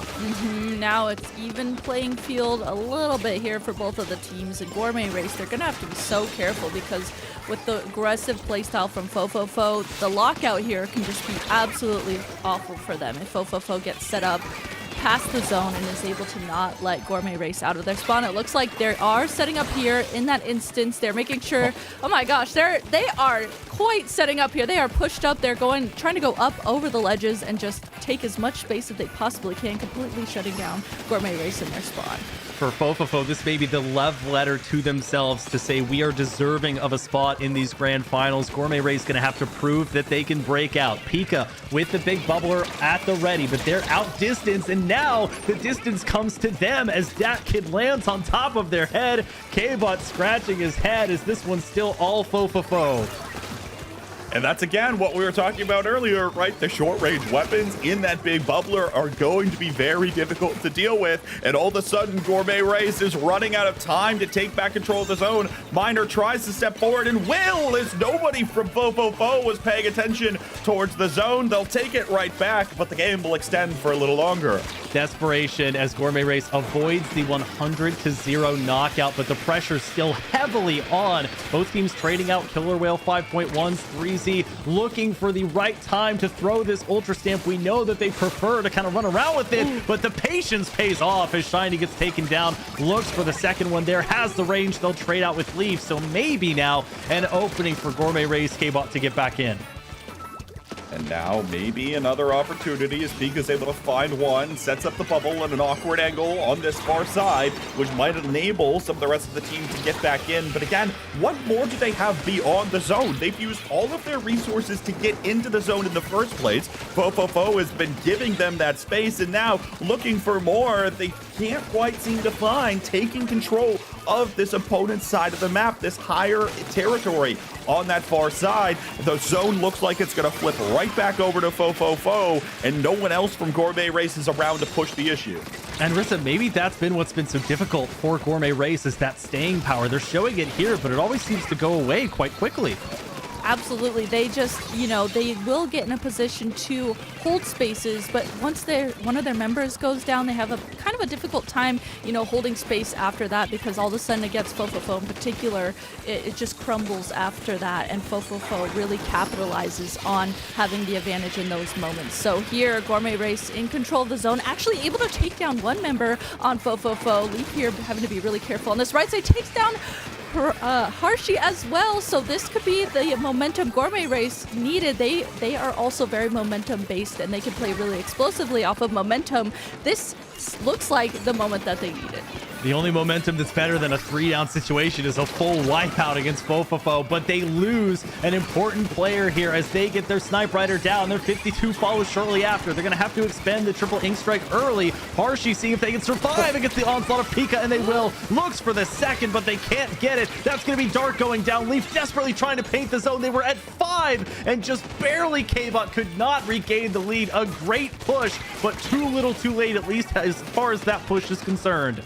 The focus towards the zone and the ability to continue marching on for Fofofo is what nets them that victory in the scrum over top of the zone. It applies the penalty for Gourmet Race. This has been the closest they've been to getting a game win in this match so far, but they'll need to hold on for significantly longer, especially as Fofofo now is about to have more specials online. The missiles coming back out as in addition to the whale, and Pika just doesn't have an opportunity to really get set up. There's Datkid right in the bubble the second it comes out, and so while Gourmet Race might have an opening, they might continue to find one here. Wait a minute, the jumps are coming in. Datkid's gonna find one on the trade. What else is going to happen here? Gourmet Race has just a few ticks to continue holding on. If Fofofo moving right back in, they'll cap the zone right back as no one was there for Gourmet Race. They'd all backed away. Absolute chaos as that it devolved for such a long time into both teams playing just outside of each left or right side of the zone, and then taking these one-on-one or 2v2 fights. Shiny trying to push forward, but they need to get this zone back immediately. Nobody available for Gourmet Race to get in. Leaf in desperation cannot touch the zone, and a full sweep there for Fofofo as the zone retains its purple hue, and Fofofo earns their wish of a reunite and a rematch against Milky Way in the grand finals, Rissa. Gourmet Race. I mean, I highlighted it a little bit in the beginning there. Gourmet Race in the second game there played better than they did the first game, and now this third game they definitely showed more signs of life after that. They were adapting on the spot, figuring out how to play against Fofofo, and it was working out well for them as they were 1 point off of the lead there in the midst of that match. But Fofofo, in the end, being the team that was able to win and just end up winning that match. Well, and it's not always as far spaced out as the scoreboard may make it appear. Let's take a look at a replay from game 2 to see in part how this came about. It was 3Z skirmishing in order to get this trade there and this pick out right onto Shiny. That allowed Leaf and the rest of their team to jump in. Look at them make use of the last player available. Dark, though, able to jump back down, and Datkid finalizing the wipeout there for a Fofofo team K-Bot, who now has earned through a tough push through losers bracket the right to take on Milky Way in what would need to be 2 straight match victories. It's the improvisation there and the quick thinking that allows Fofofo to dodge bullets, quite literally is what it feels like at times, where they're able to dive that Rainmaker off that side, make sure that they can get that clutch single pick onto the Rainmaker carrier to stall out that clock. And the team like Gourmet Race just doesn't quite have the same speed to match them in terms of getting everyone together on the same page to make that push happen after the ink vac goes out. You only have so long when that ink vac is there, dozen seconds or so, but it's not quite going to net you a full push if you're not planning things out carefully. And I think that's one of the things that is most interesting to me in the difference between how, let's say, Milky Way is playing versus the way that Gourmet Race is playing. When someone tries to make an engagement into Milky Way, they're going to dodge yours and then immediately counterpunch, right? They'll almost always have something else because they know that you're going to be slightly out of position or not expecting to get picked off. Meanwhile, Gourmet Race seems to respect Fofofo in that last game, giving a lot of area away on the stage and allowing them to continue running around and creating havoc when they were starting to make those pushes happen. So these two titans, as they go up into one another, of course, we saw them go to all 5 games in their earlier match in the bracket. We'll see now live on the broadcast how this grand final is going to play out. And a respectful placement by our Gourmet Race team here that did get swept, but put up a fantastic showing again heading into the playoffs December 13th and 14th. But it is Fofofo helping to cap off a loser side of the bracket that just saw one game won overall by any losing team there. Fofofo now set up to take on Milky Way after Milky Way beat them in Game 5 in the winners quarterfinals. This, Rissa, is a battle between two teams that are, if I remember correctly, in the top 4 of the playoff side of our bracket as we get closer and closer to finalizing that. Gourmet Race playing well enough to, I think, bump up their stock, as it were, going into the playoffs too. But these two, as K-Bot mentioned, Titans are going to be headed against each other, and a win, especially by Fofofo, if they could force that bracket reset, would be monumental for their confidence going into the playoffs. When you think of high-level Splatoon, these are two of the teams that you would be thinking of. They just play so well. They can adapt on the spot. They're good individually as players. They can be left alone in situations and take on things if they need to. They just so many little different things they can do. They can jump back to their teammates if they need to. Just so many different things. Both of these teams can play like that and play really fast. At high levels like this, you have to make decisions so fast, split decisions just in the moment, just super fast, and these two teams can both do that, so that's what makes them titans in the Splatoon League. And K-Bot, I know the usual expression is no rest for the wicked, but this time it's no rest for the successful, as Fofofo has to turn around from that match and go straight into a new one against Milky Way, and it appears that it will kickstart off with tower control on Mako Mart.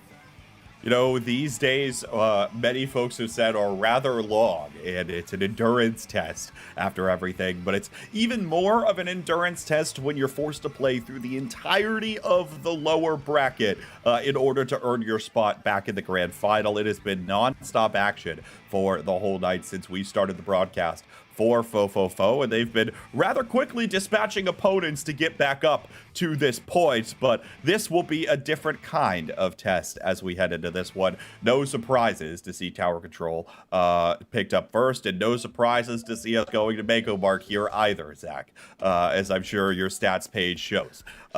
So we'll see. Even playing field here, with the exception that, of course, Fofofo, because they've had to play the entirety through the lower side, they're going to have to win 2 matches in a row versus Milky Way to come out on top tonight.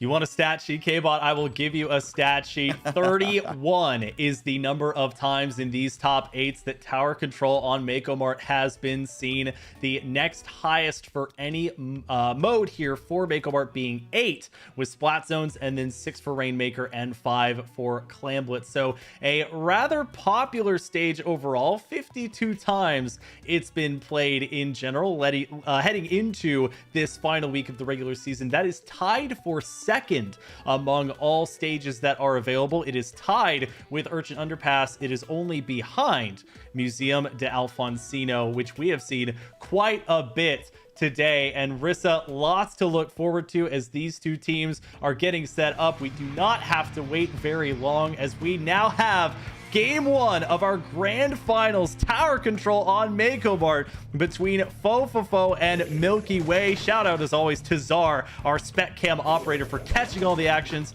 Rissa, what are you seeing as far as weapons go? Looking at the weapons from both sides, we're seeing weapons that we are familiar with on each side. Interesting to note, from DatKid is actually going to be playing Octobrush instead of the other Ink Rush that DatKid has played previously as well. So it kind of switches back and forth between the two. On this map in particular, though, is playing the Octobrush. And then from everyone else on each team, a lot of weapons that we are familiar with. Yeah, and I believe when we saw DatKid last, as they get splatted there on this stage, they did like to go around to all the little nooks and crannies with the Zipcaster, as Brand's going to get the pick there onto Dark. I believe that was with the Splat Bomb. Looks for 3Z. 3Z kind of gets caught in a pincer maneuver there between Brand and Ice. Two players came off that have played together quite a bit over the years, and so far just trading slight little pushes back and forth. And this is where the real dichotomy of these two teams' play styles is going to play out over the course of this entire thing. We keep saying Fofofo goes for punch after punch and is completely relentless. Meanwhile, Milky Way will more than willingly give you that space up front, but then will counterattack right thereafter. And the core of their lineup, to your point, Zach, between Bran and Ice, tend to play very conservatively with their positions and will slowly inch across the stage, buying space as things go along rather than going straight for your throat, which is what Fofofo does. So seeing which team's going to be able to control the pace of what's going on is going to be critical in this one. And if you want to talk about core of their gameplay, Jared using crab tanks is another thing that is constantly seen for Milky Way. That is something that they rely on quite heavily, as 3Z looks for any sort of opponent that they can find with the Ultra Stamp. Again, maybe looking for the opportunity to just use the special outright instead of throwing it, but not finding anything. But they do create the space, and so far these two teams playing each other as equally as the score sheet Rissa would show from that winner's quarterfinals. So I was looking at this too. You highlighted Jared's crab, and I saw Jared just flank around there on that tower, that right side, to use the crab actually on an off angle, and kind of aggressively too, right next to the tower, and it almost acted as a distraction. It has now allowed Milky Way to come into mid here, and they, even though this has been so back and forth, finally with that opening from Jared with that crab flanking around that off angle, able to get onto the tower and start getting more points for the tower. They're not just mirroring each other with gameplay either as Milky Way gets past that first checkpoint. They're mirroring each other with specials, as we saw one Booyah Bomb just form a Venn diagram with the other one right away in mid, as we see Milky Way get up to 61. Arshi goes down as Jared gets them from a tough angle, and the Sprinkler down there helping to maintain some stage control. DatKid getting very close to Jared, who does not dodge or get out of the way. DatKid getting the second in the form of a trade here, K-Bot, as it's 2 down for both teams. Still plenty of time for Fofofo to get this stage control back, but there's quite a lot to regain. There's quite a lot to regain, and even more when you have to contend with Ice and Q sitting there on the back foot, not giving up much space at all, staying on the tower, staying in mid, and continuing to apply pressure and continue to shut down potential angles for you to be able to approach. Meanwhile, we see Jared cutting off the same angle, shooting over that top of that side with the crab tank, continuing to keep up this pressure as Milky Way holds on to the lead, slows Fofofo down. It is preventing opportunities from really stacking up against them, although just now they go 3 down. Fofofo preventing another opportunity for Milky Way there to push past 56. This is just going to be Brand, who did go down late as the rest of Milky Way joins up. So now in earnest, maybe Fofofo some time as Dark dancing around a little bit, potentially with Jared there on the right-hand side. Has not yet used the 10 missiles. They will opt to confirm that the other 3 members are near the sniper purchase. Fofofo is going to get to the first checkpoint for the first time today in the final minute here. The Booyah Bomb going to dissuade Rissa for only a second, and yet again DatKid pushing forward with the Zipcaster but not finding any success. The members of Milky Way, once that Zipcaster came at them, they were able to back up and just point at that together and take that down, so they're able to just you know, play a little bit more patiently. Just, again, like we've talked about, where they just let specials come to them and they just play around them. That's exactly what Milky Way is able to do there now as we're heading into the last 30 seconds of this match. It is Fofofo who needs to get on the tower, which they have, and then get the lead. They are so close heading into the last 20 seconds of this. If you're Milky Way, you have to be on defense right now, and that's exactly what they're doing. Well, it was a Booyah Bomb and some timed out triple ink strikes that allowed that tower to not be contested and go back to mid here. 3Z gonna go down, 2 down for Fofofo. Only a couple of members even surviving long enough to get near the tower. And Dat Kid, the only real opportunity, they do force overtime critically. So 3Z gonna get on. However, the Booyah Bomb going to say GG to our game 1 in grand finals. And K-Bot, a little bit of back and forth here. Pros on both teams as Milky Way claims game 1. It looked really close because, again, right, if Fofofo is going to be able to find an explosive opportunity, they're going to steamroll pretty quickly and probably take up quite a bit of an advantage. But in that game in particular, the cards were being held close to the chest for Milky Way. They had their Booyah Bomb, they had their triple ink strike, and then in addition, Ice knew that he could grab a second Booyah Bomb for overtime should he have needed it. And of course, he did there towards the very end. But they're not afraid to just make the play happen, is the thing. Right? Milky Way is going to know they've got their cards, know they've got everything they need to. Whether or not it's the most optimal or most efficient setting, they know they have to go for the play right when they do. And that's the reason why they're able to hold off Fofofo where they do. And they're preventing, by and large, both Dat Kid and 3Z just running around and roaming around the entire stage, looking for off angles, looking for picks like we've seen them been doing for the entire event so far. This time, they're always forced to contend with that longer range threat.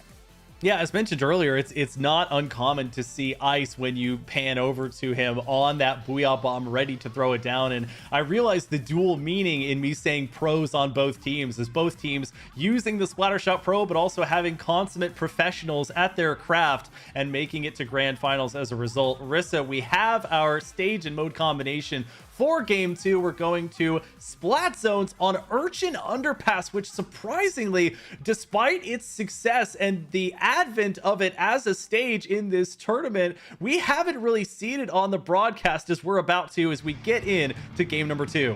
Yeah, we haven't necessarily seen it a lot for Splat Zones in particular, so getting to see two titan of a teams play it at a competitive level like this will be something that I'm going to be personally learning from here as we go into this. A lot of teams, like we're seeing here, no matter what mode it is on this map, you will want to change your comp around to adapt to this map because it is kind of, you know, has different angles than other maps and is a very long map as well. So, and we're seeing exactly that here, Zach. And Professor K-Bot, help me break this one down. We are definitely seeing the advent of some changes here. We see a Paintbrush Navo on one side, and on the other side, what was once considered a very viable tactical alternative to the Sniper Rider 5H in that heavy edit.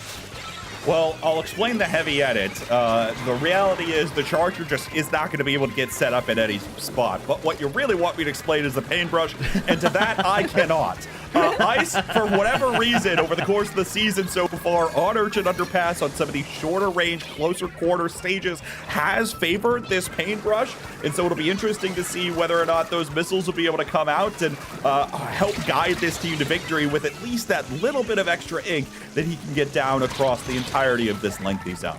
To your point, if Ice is not on a Booyah Bomb weapon, then the other one that they're going to be on special-wise is the Tenna Missiles, especially with the Pro Frozen, as Q, who does frequently swap over to a mini Splatling, especially with the Ultra Stamp, not able to find one on the throw there, but Milky Way still getting quite a bit of progress with multiple specials used. 3Z trying to come into what is, Rissa, a quite small one-zone map and a lot of focus on just a small section of this rather large stage. This zone in particular is a lot smaller than other ones on different stages. And it also is interesting too because it's not flush with the ground. It drops down almost into like a conversation pit and you have to play around that, and just the angle of it is a lot different than we're used to playing on other zones maps. And that was a wipeout forced by Fofofo on Milky Way. Again, Fofofo on the arduous journey to try and avenge their Game 5 loss, but they are quickly having that turned upon them as they lose everybody but their pro Frozen, and Milky Way's gonna have to get in quickly. Dark holding their own, getting one pick, but Milky Way finally coming back in after Fofofo gets to 22. I think K-Bot, this has been one of the most swing heavy games that we've seen, where the pushes are strong enough to get wipeouts or 3-down situations consistently. Well, again, that's exactly the kind of game that Fofofo wants to play, and that's exactly the kind of stage this is. All of these close quarters fights that Fofofo did not have to drastically change their weapon composition for. Meanwhile, Milky Way has 3 different weapons that they would normally play. They know, or Fofofo knows, that Milky Way is a little more uncomfortable here and is looking to take that to the nth degree and extrapolate that into a win, although Milky Way is not going down without a fight at all. They are close to a wipeout there against Fofofo on the defense and are now working through a penalty to try to take back the lead. I don't know if it extends to the splat dualies that we normally see Jared on, but Jared has been much more effective not rolling with the dapple dualies and just firing straight forward than they have been trying to dodge around, as we see Q getting a pick there in a rare moment where she actually pushes forward with the entire special instead of throwing it. That is going to be the lead for Milky Way, as Fofofo, trying to get themselves to safety, cannot get up the sponge quickly enough as ice will fall, and so Fofofo does take it back from them at the 10-point mark, and there's Harshi on that heavy edit that we were talking about, Rissa. Nice for these stages that have these kind of tight hallways and corners, or just have lots of obstacles to play around, like we see Harshi do with this tree. We're seeing Milky Way actually right back in the action here, as we're seeing Bran was able to just be right back in, even though it seemed like Milky Way was coming from spawn. And it's interesting to note too, a lot of teams will want to make sure that they're playing weapons on this map that have beacons. So Milky Way in that instance was able to come back into the zone pretty quickly, but as their time is ticking down right now, they have to make sure that they're grouped up together. They have a complete wipe onto Fofofo there, as I was, setting that up. They're able to take the zone back just like that, and now able to push forward again, set up those beacons, and be ready to play defense if Fofofo gets into the zone. Despite the size of the map, I think there will be time for one more fight here with 37 seconds left to go. Q does not quite have the Ultra Stamp at the ready, but will take down 3C. Can't find the second one onto Harshi, but Bran is going to avenge them, and it trades back and forth, left and right. Dat Kid wins the brush battle against Ice, gets the second onto Jared, and so they will hang on, K-Bot. They'll also retain these 10 missiles as they look to try and make what may need to be an overtime push to get through this penalty. Well, they might have the opportunity to do so, but again, it's going to require them winning a lot of these close quarters firefights, which they are likely to be able to do, but now the missiles come out, putting Harshi in a very awkward position. Brand has moved up, and that's 2 down. Datkid has to try to defend the zone with everything, but it's only the little T-Rex arms of the ink brush, and Milky Way will take the game that Fofofo was probably thinking would have been the best stage to be able to win on. That truly is how it feels, as myself even playing the Tri-Slosher usually, when you have these shorter range weapons. It just feels like you're in vain trying to throw ink any which way, hoping that they'll get close enough to you to be taken down. And that's a tough situation to be put in, quite literally backed into a corner, as Bran went on a bit of a tear there to help secure game number 2, Rissa, for the members of Milky Way. And they come 1 game away from winning grand finals outright. And we've been mainly focusing on the narrative of, okay, Fofofo wants to avenge this 2-3 loss. How about the other side of that coin? Milky Way wants to show they don't always go down 2 games in those scenarios. They want to try and sweep this one through. They are just wanting to just end up winning this, and that way they don't have to go through a bracket reset and possibly go through another 5 games after that. So they are showing definitely so far that they have it locked in and they're playing really well together. I mean, of course it's Milky Way. They are going to always be playing good, but in particular against Fofofo, another extremely tough team to play. They've definitely locked in, and I wonder, maybe if that break while they were waiting in grand finals, maybe they put some strategies together, really figured out, okay, what do we need to do against Fofofo since we have played them already today? What was the thing that was our issue today against them in particular? K-Bot, I asked a similar question to Rissa in reference to Gourmet Race. Have we seen enough good from their team in this current match to warrant any possibility of, let's just focus on game 3 for now, of taking game 3, which will be Clam Blitz for the mode? Or is Milky Way just looking too strong right now to really be swayed one way or the other? Well, I think it's always going to be a possibility of some kind, right? With a team like Fofofo that thrives on this explosive gameplay, that where, you know, it almost feels like some of the time their successes come by accidents, or at least that's what it feels like, right? There's going to be that potential, I think, here for sure. But what Milky Way has shown is an incredibly disciplined team at this point in the tournament, and are very well poised to win this. Because remember, not only to win the tournament would Fofofo have to win the next game and the next 2 thereafter, but a whole other match immediately following this one. So it'll be interesting to see it, but Milky Way with their opportunity to close it out here by winning one of the next 3 games, they'll be looking likely to do just that. Arissa, we go to a stage we haven't seen a ton of today. It is going to be Umami Ruins, which is a quite popular one for Clam Blitz specifically. But to K-Bot's point, it's a catch-22 almost, because you have to, in some sense, put all your eggs in this basket, considering that this may be the last game you play if you don't win. Or on the opposite side of that spectrum, you have all these games ahead of you if your master plan pans out, or reverse sweeping here and then getting into a bracket reset. It's going to be so tough for them to handle that mental battle. Absolutely. And that's always something I think about, since I have been a competitive player before, is just, you know, you can just get shut down if you maybe not feel like you're not necessarily doing so well against another team. But at this high of a level of Splatoon, these teams, they can easily brush it off their shoulder and continue going. And Fofofo, I mean, with their explosive gameplays and, you know, having played against Milky Way and being familiar with them, we're definitely going to see here, you know, I'm sure they're going to be able to hold on. If they're going to be able to win, not sure, but they're definitely going to be able to hold on here. Well, speaking of brushes on your shoulder, brushes have been a main focal weapon class for this match, and we'll see if Ice wants to use it this time. They will not. He'll go over to the Forge Splattershot Pro as DatKid sticks on the ink brush in game number 3 of our grand finals between Milky Way and Fofofo. Milky Way trying to put a cap on this one, K-Bot. And let's see how these teams shake out in the early portion of this one. You know, one of the things with DatKid's play in particular on this ink brush is that I think he actually does a really nice job of the utilization of those splat bombs, right?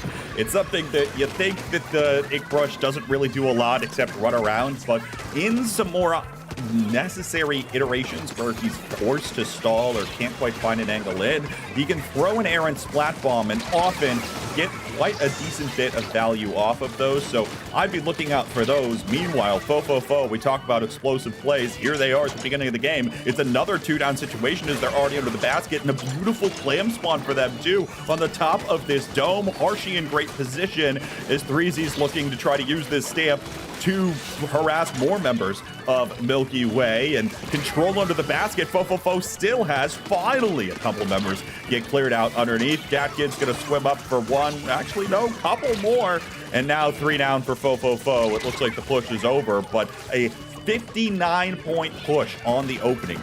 Early and often appears to be the MO for Fofofo as they try and change things up to lead to their first game win of the match here, Rissa. And something a bit not fortuitous happening to them as they lose one member to the suction bomb. They had several picks already, so that stops the push from continuing, but already looking strong as they try and combat the couple of specials that Milky Way's built up. They are pushed back here. They're in defense, and even though they are not in control of mid right now, you can see that they're pushed back and knowing that they need to play defense. They got to be really careful though, because Milky Way is super strong team like we've highlighted. So they are using their specials. They use that Booyah Bomb. We see the Tri-Strikes coming out as well, and now, you know, Milky Way with 17 clams at the ready. They're set up for a really big push, but continuing the defense right now from Fofofo is really, really good. They're making sure that they're not letting Milky Way into that basket.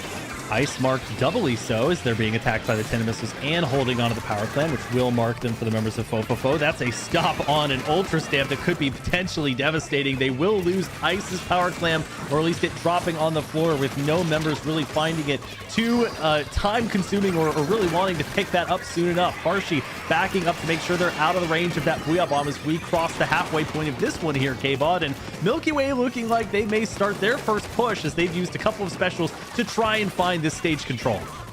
Oh, but already Q going down is going to be huge for Fofofo to prevent that from happening. And there's the wipeout, quickly cleaning up the members of Milky Way, and might even be looking to make a push of their own as a power clam goes in. Harshy was looking to try to take over that dome once more, and 2 members will go down. I don't think Fofofo will get much more from this at all, but even the extra little score that's possible here, and Dark maintaining possession of this power clam means that Fofofo continues to have threats that Milky Way will have to contend with. Underrated skill to know when to get out when you could just as easily push forward and try and get that extra little bit. They do lose 1 member there to the Splat Bomb, and that's going to mean the first break of the barrier for Milky Way. Seeing if they have any reinforcements, but 0, the number of clams they have at their disposal.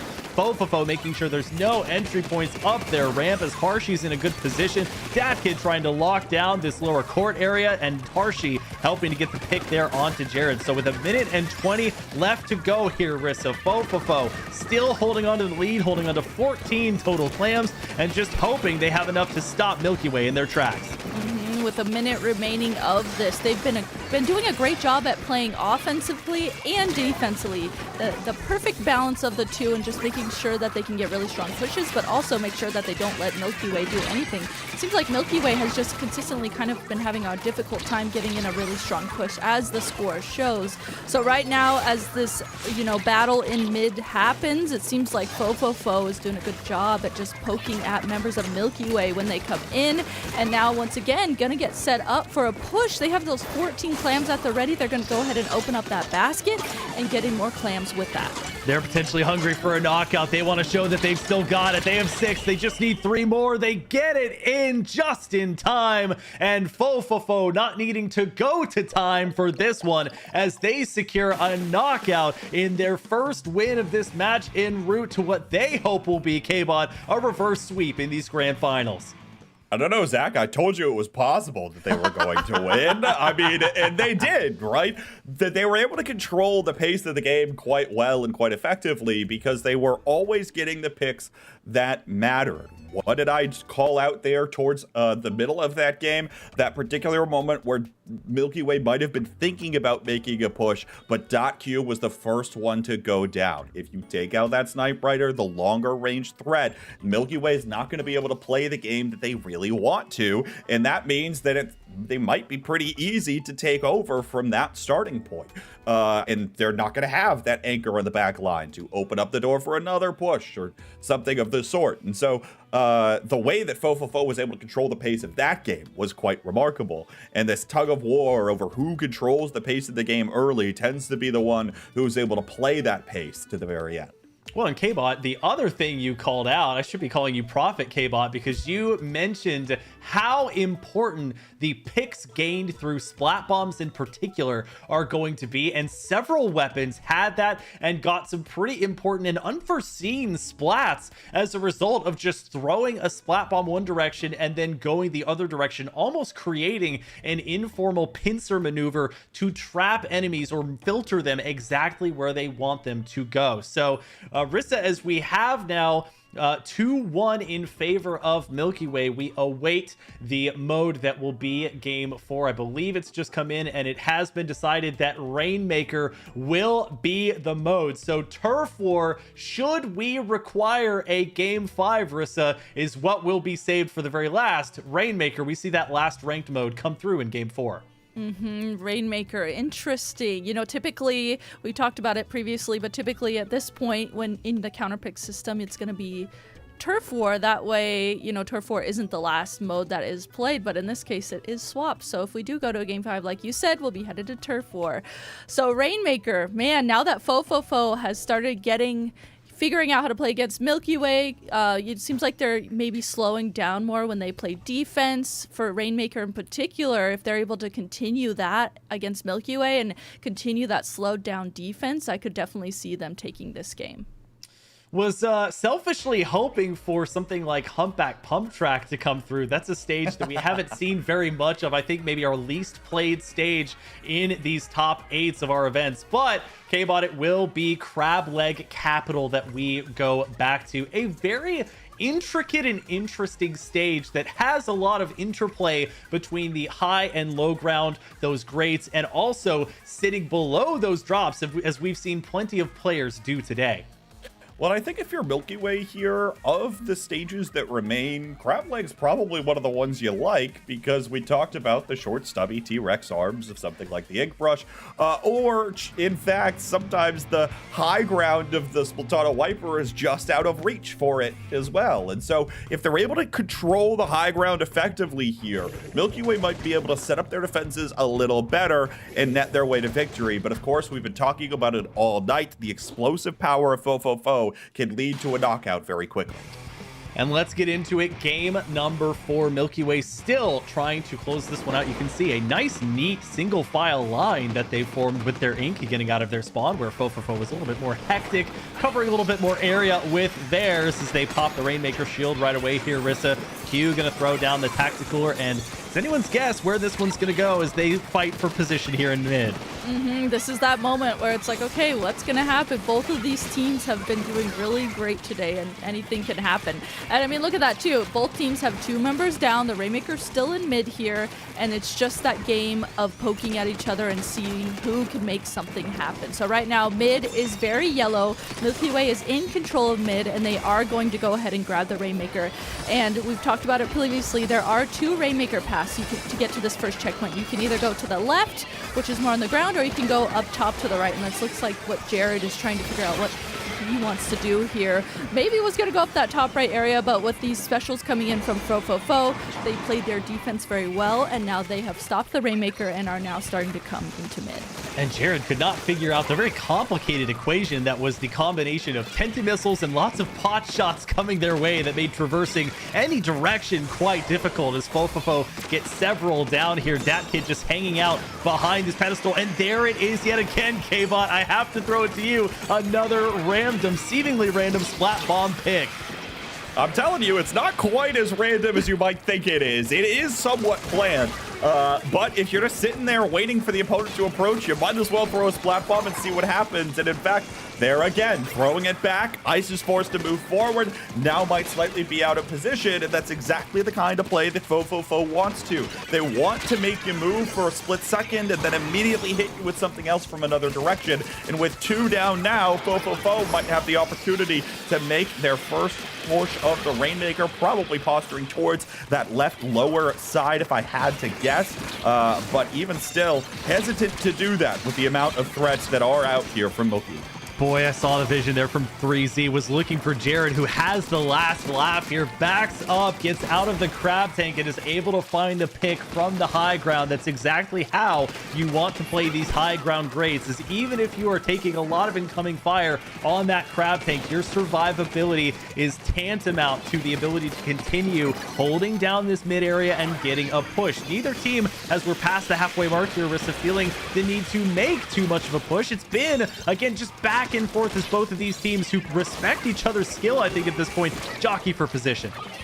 Finally, Dark here does grab the Rainmaker and is able to get it through this right first checkpoint for them. But yeah, absolutely, like you said there, making sure they play really carefully. Dark grabs the Rainmaker, tries to get a little more points on the board, and does. But yeah, it's like, you know, if you go up the ramp to either checkpoint, you're going to be more visible. You have to be playing more carefully because the other team can just sit back in these upper angles and just poke at you and put a stop to what you're doing. These teams are smart enough to know when they just need to sit back and poke like that.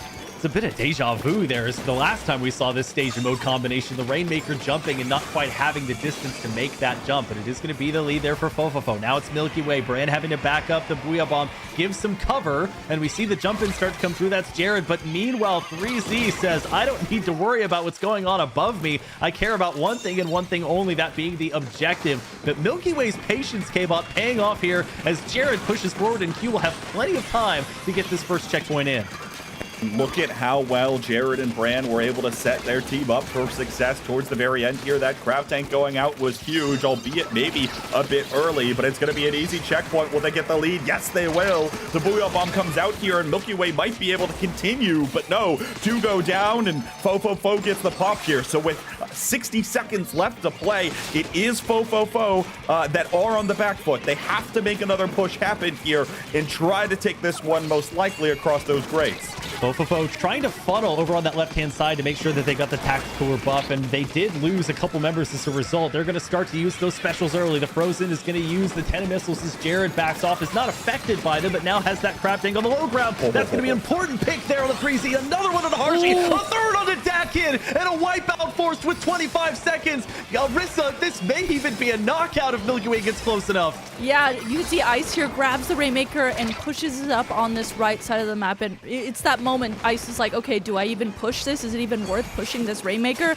Ice opts to drop the Rainmaker down in this right pit of the map. So this is a good position for it to be in. If you're Milky Way, it's kind of an awkward position. If you're Fo, you know you need to get that Rainmaker. You know you need to push it. But this is such an awkward position. Can they get it open in time? The Rainmaker shield does not budge. Fo unable to hang on. The revenge they longed for, so close yet so far. And on the opposite side, Milky Way cementing themselves as one of the premier teams to watch out for headed into our playoffs as they win our regular season event number 8.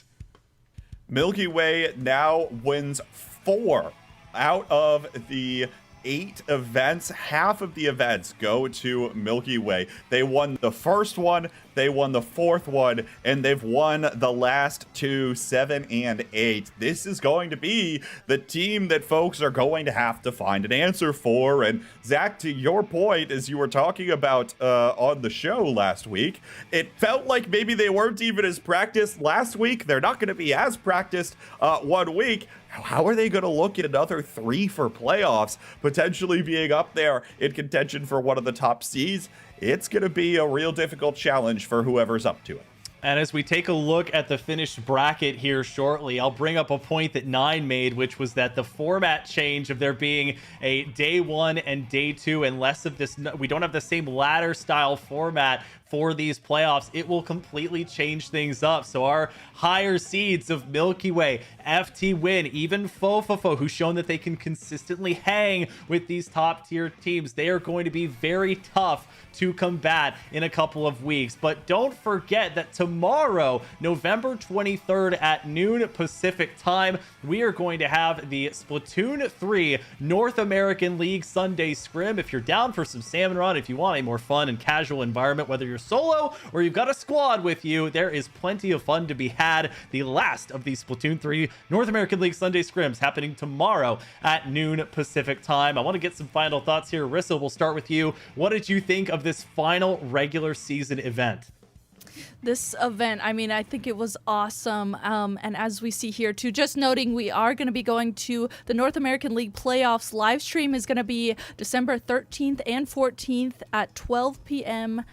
Pacific time on both days. So having this be the final event that we saw, I think it was amazing. I loved seeing the way that these teams were able to adapt throughout this entire season. It was wonderful to see, and getting to see all these teams that really, you know, like Gourmet Race as an example, seeing them get better throughout this league, seeing the way teams are able to adapt to each other after consistently playing each other, I think is really awesome. So as we have a little break going into finals in December, it'll be fun to see how, you know, teams really strategize and figure out now that they're familiar with these teams that they've been playing.